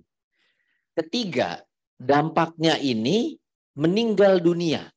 Ya, saya nggak akan bilang 1, 2, 200, tapi satu saja meninggal ini sudah tragedi. Yang kita hadapi ini, yang dialami ini 201. Yang selanjutnya, indikator selanjutnya, ini berlangsung selama lebih dari 1 tahun. Durasi yang amat sangat panjang, ya, tidak durasi yang singkat sekejap, gitu. Jadi panjang. Selanjutnya adalah sampai detik ini tidak ada satu kebijakan penanganan crisis management, ya. Tidak ada SOP yang diturunkan secara nasional kepada 27 provinsi sehingga fasilitas kesehatan dan tenaga kesehatan menerapkan treatment yang sama, pendekatan yang sama. Dan selanjutnya belum pernah ada identifikasi. Bukan hanya identifikasi terhadap kasus gagal ginjalnya itu sendiri, penyakit penyerta yang diakibatkan oleh gagal ginjal ini juga belum ada. Dan yang terakhir adalah kita belajar, tadi penting sekali yang disampaikan Ibu Neti, belajar dari kasus COVID. 1, 2 ketika ini sudah mewabah dan tidak dapat dihentikan dengan pendekatan apapun seperti yang Ibu Desi katakan, ini nggak akan ada perubahan terhadap kondisi anaknya. Maka ini sudah sepatutnya menjadi tragedi dan ditetapkan sebagai kejadian yang luar biasa. Kalau tidak percaya juga, fatality rate-nya ini sudah di atas 50%. Jadi jangan sampai kita mengulang kebodohan-kebodohan, bukan kesalahan lagi ya, bukan kelalaian, bukan ketidakmampuan, tapi kebodohan dan kedunguan akibat begalnya negara ini untuk bertanggung jawab sehingga telat menetapkan kejadian luar biasa atau KLB dan sampai harus, tadi saya mendorong sekali Komisi 9, kalau memang nggak ada tindakan 4 bulan dicuekin loh. Kekuasaan politik legislatif yang diatur oleh konstitusi dicuekin sama pemerintah selama 4 bulan. Hasil rapat itu setara dengan undang-undang levelnya. Makanya ketika dia tidak dilaksanakan, DPR bisa mengajukan hak interpelasi. Yang dulu sempat ingin diajukan untuk mengganti Menteri Kesehatan yang gagal menangani COVID. Kami dorong, kalau memang terus bebal pemerintah, langsungkan interpelasi itu. Segerakan interpelasi itu kalau Menkes dan BPOM tidak segera diganti dan pemerintah tidak segera bertanggung jawab. Itu indikator kejadian luar biasa. Ya, tadi fakta lapangannya sudah, kebijakannya bobrok, penanganannya luar biasa hancur lebur, sikap pemerintahnya juga tidak peduli dan bahkan kita lihat nanti ya, tanggal berapa sidang tadi kata Bu Neti? Minggu depan. Apakah wajah BPOM, wajah negara yang menerima pajak dan harusnya bertanggung jawab, atau dia bermain sirkus lagi dengan menggunakan topeng Pinocchio dan terus mengatakan kebohongan demi kebohongan. Kita uji itu dan kita catat seluruh kebohongannya. Sudah sepatutnya ini menjadi kejadian yang luar biasa. Begitu teman-teman. Langsung dijawab.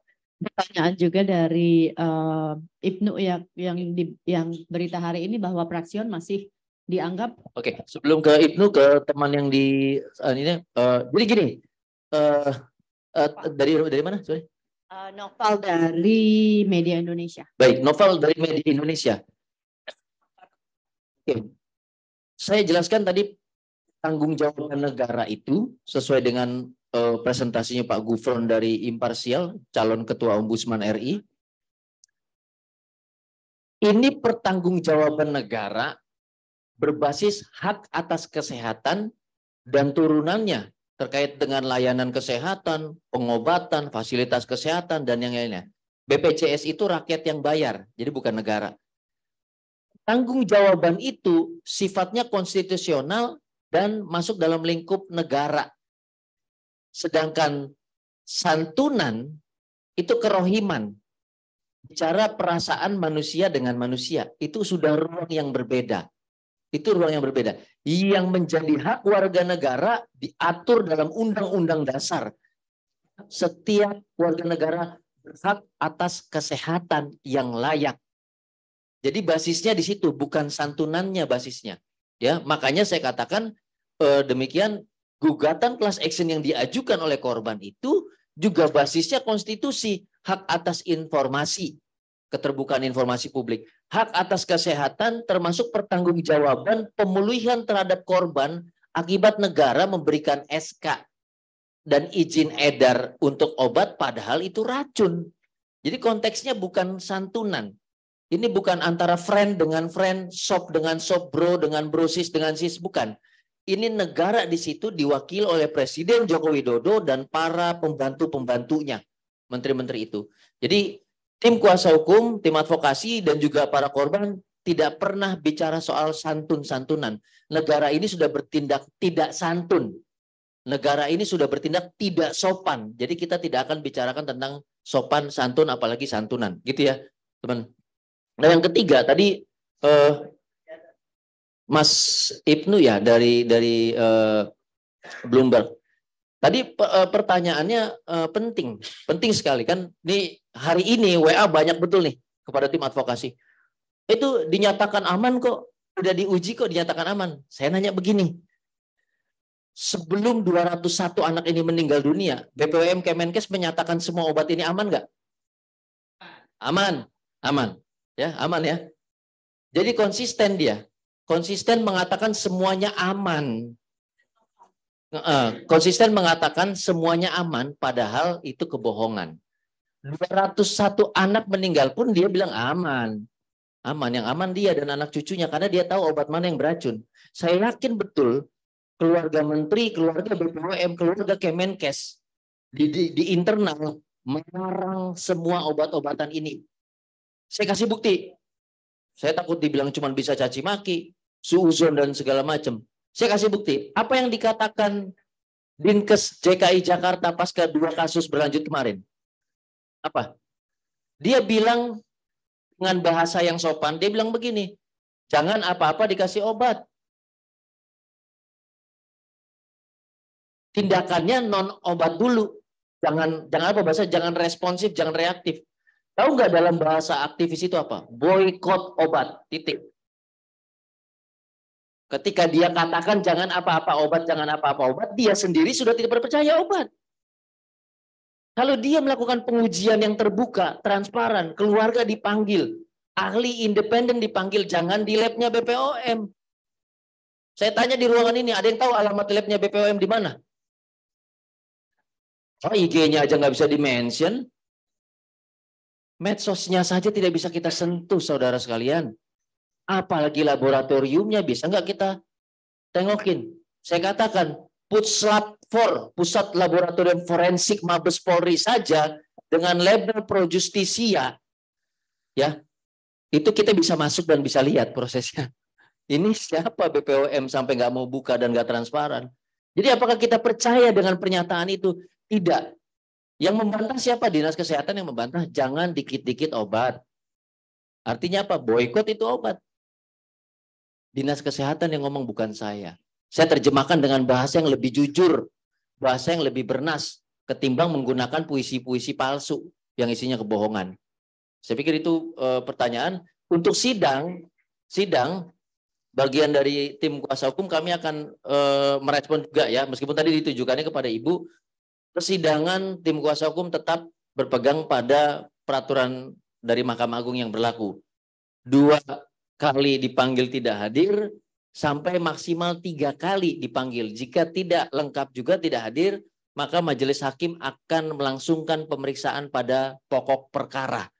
Jadi hadir atau tidak hadir yang seluruh tergugat plus 1 turut tergugat, maka dalam panggilan sidang yang ketiga dan selanjutnya langsung akan diperiksakan pokok perkara. Dari kami tim kuasa hukum, semakin ini digelar lebih cepat, semakin terbuka, semakin banyak informasi yang bisa kita serap, jadi semakin ini mengakomodasi ruang informasi publik yang tidak diselenggarakan oleh pemerintah, Kemenkes, dan BPOM. Ruang sidang itu yang akan menjadi presiden bagi kita se-Indonesia untuk melihat apa fakta yang terjadi. Begitu.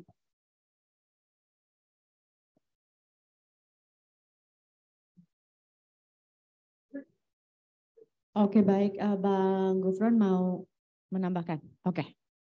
Selanjutnya Ibu Desi tadi pertanyaannya soalnya ke Ibu Desi juga, mungkin Ibu Desi bisa menjawab ya Bu ya, dari pertanyaan dari Mas Ibnu mengenai tadi Mas Ibnu santunan ya, apa yang sudah diterima, nggak usah dijawab ya. Nggak pernah ada. Oke, ya. Ibu cerita mengenai persiapan sidang. Gimana?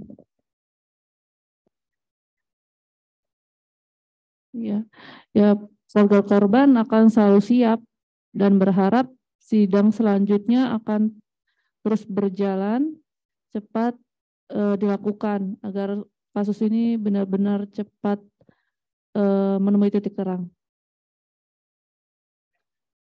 Oke.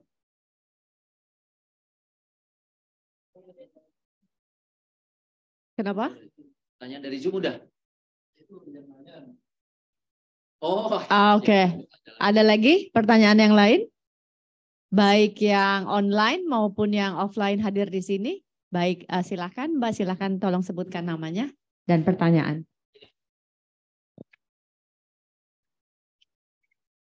Ya, selamat siang. Saya Ulfa dari 20 Detik.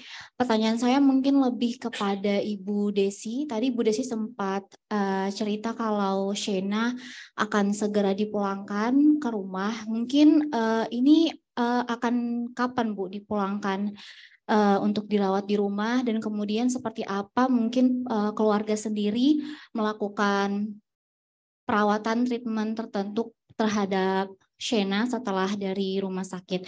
Kemudian mungkin saya ingin lebih memperjelas saja apakah untuk kasus Shena dan anak-anak lainnya ini ditanggung BPJS-nya sejauh apa, mereka ditanggung BPJS, perawatan seperti apa yang diterima dan mungkin tidak diterima oleh Shena. Terima kasih. Oke.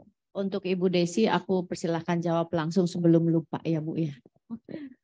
Ya, terima kasih. Untuk tepatnya Shena dipulangkan itu belum pasti, tapi memang dalam waktu dekat Shena sudah harus persiapkan pulang. Per hari ini Shena sudah dicek semua, diambil darahnya. Jadi kalau memang untuk kondisinya semua baik, saya rasa dalam waktu dekat ini dia akan segera pulang. Dan untuk persiapan kami di rumah merawat Shena, ya sebisa mungkin kami belajar di saat sebenarnya takut, kami pasti takut, was-was. Ada kondisi Shena saat ini tidak seperti kondisi Shena semula. Jadi pasti banyak kekhawatiran kami sebagai orang tua, apalagi dengan keterbatasan yang kami miliki. Sebenarnya kami takut, tapi seperti yang sudah dibilang, Shena sudah tidak bisa. Jadi kami pulang berbekal dengan apa yang kami pelajari saat masih dalam perawatan. Dan untuk Perawatan saya sampai saat ini memang semua di cover BPJS, tapi memang ada alat-alat yang memang tidak di cover BPJS, tapi itu sudah saya sampaikan kepada pihak rumah sakit bahwa saya sangat keberatan untuk menyediakan alat-alat itu sendiri karena keterbatasan kami, alat-alat itu juga cukup mahal. Jadi kami minta, walaupun nanti saya pulang, mohon bantuan disediakan alat-alat itu dari rumah sakit. Karena nggak cuma satu alat. Nggak cuma alat-alatnya aja sebetulnya Bu Desi ya, sebetulnya rumah sakit juga harus mengirimkan dokter dan suster secara rutin untuk menjamin keberlangsungan hidup Sena mendapatkan hak sebaik-baiknya untuk sembuh. Ya, jadi nggak cuma alat, tapi juga harus ada perawatan, mereka harus bertanggung jawab secara rutin. Belum termasuk orang tua. Ya, itu belum termasuk orang tuanya harus punya waktu full 24/7 melakukan perawatan terhadap anak dalam kondisi demikian. Yang artinya semakin sedikit waktu untuk mencari nafkah ataupun buka usaha dalam bentuk apapun. Karena 24/7 harus full menjaga si anak dengan kondisi yang demikian. Dan udah banyak terjadi juga di antara para orang tua korban ya, jadi jangan dianggap bahwa ini cuma korban meninggal selesai, tapi ada dampak nggak cuma psikis ya, tapi juga ada dampak material yang para orang tua korban harus pergi dari kotanya menuju Jakarta, meninggalkan berhenti dari pekerjaannya, terus kemudian mengontrak rumah di Jakarta, kos-kos ini yang sama sekali tidak dipikirkan oleh pemerintah gitu ya. Jadi enggak cuma perawatan korban, tapi ada kos-kos yang jauh lebih besar dari itu juga yang sampai para orang tua ini berhenti dari pekerjaannya, ngontrak rumah di Jakarta dan mendampingi anaknya. Itu yang harus jadi pemikiran kita bersama juga. Baik, kita buka, mungkin ini adalah sesi terakhir tanya jawab pada siang hari ini. Saya buka terakhir, masih ada 2 pertanyaan. Yang online masih ada pertanyaan? Oke, 2 pertanyaan terakhir. Kami persilahkan, tolong sebutkan nama dan asal. Sama saya Jenvi, Mbak. Saya dari risetku. Nah, saya kebetulan ini efek obat-obat kimia ya Mas. Kebetulan ini kita ngasih masukan aja. Memang di sini pemerintah ini kurang sosialisasi buat obat herbal, Mbak. Saya sendiri dulu pribadi, Mbak ya. Saya dari lahir saya udah kena asma akut, Mbak.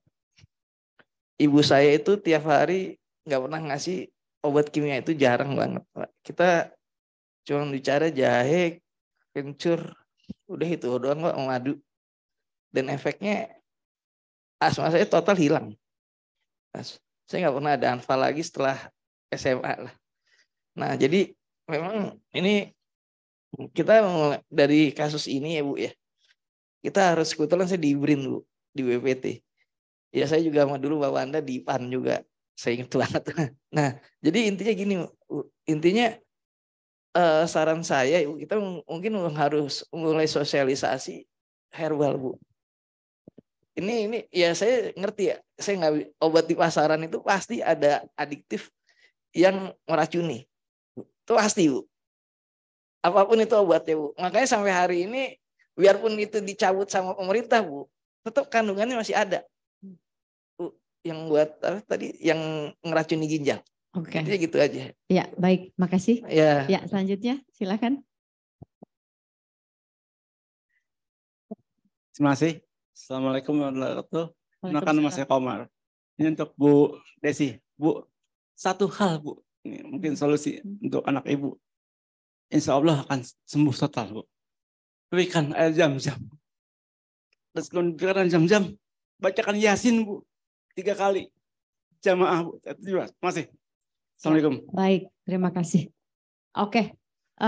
Kalau memang tidak ada lagi pertanyaan baik secara offline maupun online, Saya persilahkan untuk narasumber memberikan closing statement dalam acara diskusi kita pada siang hari ini.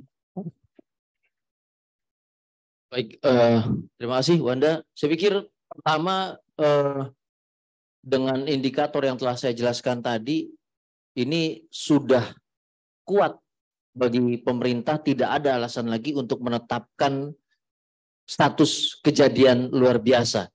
Bukan hanya berdasarkan identifikasi dari tim advokasi dan berdasarkan fakta-fakta di lapangan, tetapi juga laporan akhir hasil pemeriksaan atau LAHP dari Ombudsman. Ditambah lagi hasil rapat kerja mitra DPR RI Komisi 9 dengan Kemenkes dan BPOM. Jadi ini penting sekali, selama KLB itu belum ditetapkan, maka kasus akan terus berjalan dan tidak akan ada perbaikan. Itu yang pertama. Yang kedua adalah Presiden Joko Widodo harus turun tangan, memastikan pembantu-pembantunya, Menteri Kesehatan dan Kepala BPOM melaksanakan tugas, baik itu berbasis hasil rapat kerja dengan DPR RI ataupun temuan dari Ombudsman, termasuk dari tim advokasi. Jika tidak, segera dorong untuk reshuffle, ganti menteri-menteri yang tidak becus, copot, ganti dengan mereka yang benar-benar bisa bekerja dan peduli terhadap nasib rakyat.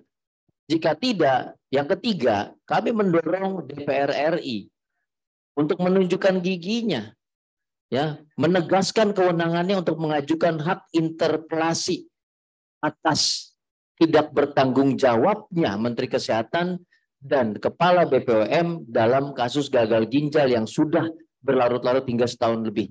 Saya pikir itu, dan terakhir tambahannya adalah berharap Majelis Hakim di Pengadilan Negeri Jakarta Pusat memeriksa dengan segera dan membantu tim kuasa hukum dan para korban menggali kebenaran materi yang selama ini ditutup-tutupi oleh Kemenkes dan BPOM.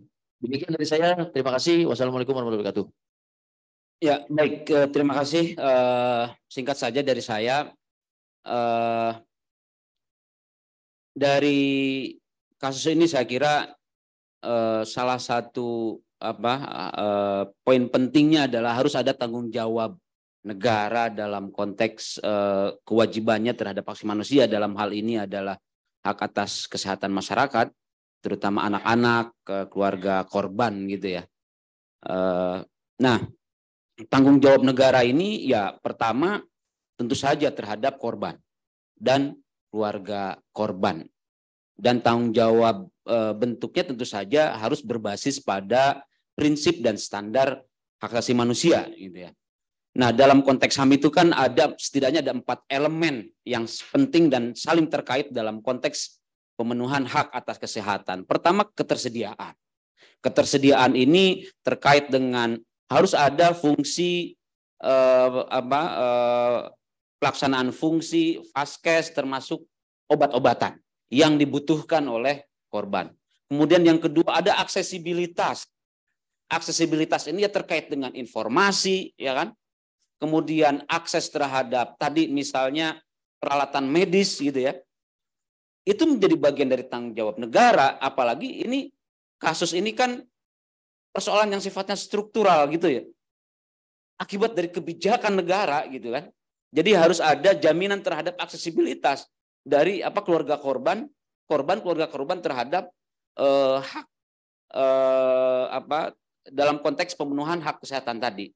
Yang ketiga, penerimaan. Dalam hal ini tentu saja pemerintah harus mendengarkan bagaimana suara korban. Ya kan, suara korban harus didengarkan. Kemudian yang terakhir yang juga tidak kalah penting adalah kualitas. Kualitas di sini salah satunya misalnya terkait dengan barang dan jasa atau obat misalnya yang disediakan harus yang dibutuhkan, yang diakui oleh misal secara keilmuan, kemudian terstandar gitu ya. Sehingga apa yang dibutuhkan oleh korban, keluarga korban dalam hal ini adalah kesembuhan dari anak-anaknya gitu ya. Misalnya ini terjamin, terlindungi dan terpenuhi oleh negara. Yang kedua tentu saja tanggung jawab negara juga harus hadir dalam konteks meminta pertanggungjawaban terhadap otoritas yang bertanggung jawab terhadap terjadinya kelalaian ini. Negara nggak boleh diam. Otoritas politik, presiden, DPR nggak boleh diam. Faktanya persoalan ini karena kebijakan negara, karena kelalaian negara sehingga ratusan, 200 sekian menjadi ada yang meninggal, anak-anak meninggal, kemudian lumpuh. Harus ada yang dimintai pertanggungjawaban. Mekanisme politik saya dukung Komisi 9 untuk memastikan otoritas-otoritas yang bertanggung jawab dalam kasus ini betul-betul dimintai pertanggungjawaban. Menteri Kesehatan seperti yang tadi disampaikan oleh Pak Ijul, Pak Julius Ibrani, saya mengamplifikasi misalnya. Kalau misalnya langkah politik pencopotan harus dilakukan, dia harus dilakukan oleh Presiden. Tapi itu hanya salah satu langkah dari pertanggungjawaban yang harus dilakukan oleh Presiden, oleh DPR. Dalam konteks memastikan harus ada yang bertanggung jawab, dimintai pertanggungjawaban dalam kasus ini. Ada korban ratusan, dan saya kira ini menjadi tragedi yang nggak boleh dibiarkan oleh negara, oleh pemerintah, terutama Presiden dan DPR. Saya kira itu dari saya. Terima kasih. Sedikit tambahan dari saya berharap anak-anak gagal ginjal ini mendapat prioritas. Walaupun nanti sudah berobat jalan, jadi saya berharap anak-anak gagal ginjal ini mendapat prioritas. Jadi saat dia nanti berobat jalan tidak mengantri pada umumnya, karena di RSCM itu antriannya luar biasa. Jadi ada cerita kasus anak GGA, padahal kondisinya bisa berjalan, tapi memang tidak stabil. Jadi dia kontrol dari pagi sampai sore, itu belum selesai dan berakibat dia kejang lagi, karena memang belum stabil dan akhirnya masuk UGD lagi. Jadi saya berharap anak-anak GGA mendapat pengobatan prioritas, baik berobat jalan ataupun dalam perawatan di rumah sakit. Jadi saya berharap kami diutamakan, tidak perlu mengantri, bukan kami mengecilkan penyakit lainnya, tapi berharap GGA dapat prioritas. Baik, terima kasih kehadirannya narasumber yang telah berkenan hadir dalam diskusi ini baik secara online maupun secara offline. Oh, masih ada. Oke, baik, saya pikir sudah tidak ada lagi. Silahkan memberikan closing statement Pak Sobirin, kemudian dilanjutkan terakhir oleh Ibu Neti. Terima kasih. Waktu dan tempat saya persilahkan. Baik, Mbak Wanda. Terima kasih teman-teman sekalian. Ini ada Ibu Neti dari Komisi 9 ya. Bahwa kami tegaskan lagi, kami sudah menyelesaikan investigasi kami, dan hasil daripada investigasi kami sudah kami serahkan kepada Kementerian Kesehatan dan juga Badan POM. Ada beberapa item yang kita mintakan untuk dilakukan tidak lanjut berupa tindakan korektif kepada Menteri Kesehatan dan kepada Kepala Badan POM. Namun sampai hari ini yang sudah merespon memang dari Badan POM, yang Kementerian Kesehatan belum. Jadi terkait dengan tadi yang disebut-sebut dengan KLB, yang disebut-sebut Bu Neti sebagai hal yang harus direspon oleh pemerintah, tidak usah malu kalau menetapkan sebagai KLB. Kami minta kepada Kementerian Kesehatan agar dilakukan penyempurnaan regulasi terkait dengan KLB. Agar KLB ini kalau misalnya dia berkutat pada persoalan regulasi, kita minta agar regulasi itu disempurnakan untuk menjembatani agar hal-hal yang seperti ini itu dapat ditetapkan sebagai KLB dan tidak sebatas hanya penyakit menular saja, tapi penyakit-penyakit lain yang berpotensi menjadi sesuatu yang memang meresahkan publik dan beredar luas di masyarakat, itu perlu ditetapkan sebagai KLB. Maka kami minta agar itu dilakukan penyempurnaan regulasi agar ada klasifikasi yang dibuat, mungkin KLB grade A, KLB grade B dan sebagainya. Yang jelas kalau ini sudah bisa ditetapkan sebagai KLB, maka penanganannya akan semakin baik ya, tidak hanya pasif tapi bisa aktif dan turut menyertakan lembaga-lembaga lain dan juga pemerintahan di unsur-unsur lain untuk turut serta dalam bekerja menangani GGAP ini. Dan kami berharap teman-teman tim advokasi untuk terus membantu memonitor daripada LHP kami ya, karena peran serta masyarakat itu penting agar pemerintah ini bekerja serius untuk menangani GGAP ini, dan semoga kejadian-kejadian yang berikutnya itu tidak ada lagi, dan semoga yang 2 kejadian terakhir di tahun 2023 ini memang menjadi kejadian terakhir, dan anak-anak kita terselamatkan dari gangguan ginjal akut ini. Demikian dari saya. Terima kasih. Wassalamualaikum warahmatullahi wabarakatuh. Waalaikumsalam warahmatullahi wabarakatuh. Terakhir silakan Ibu Neti.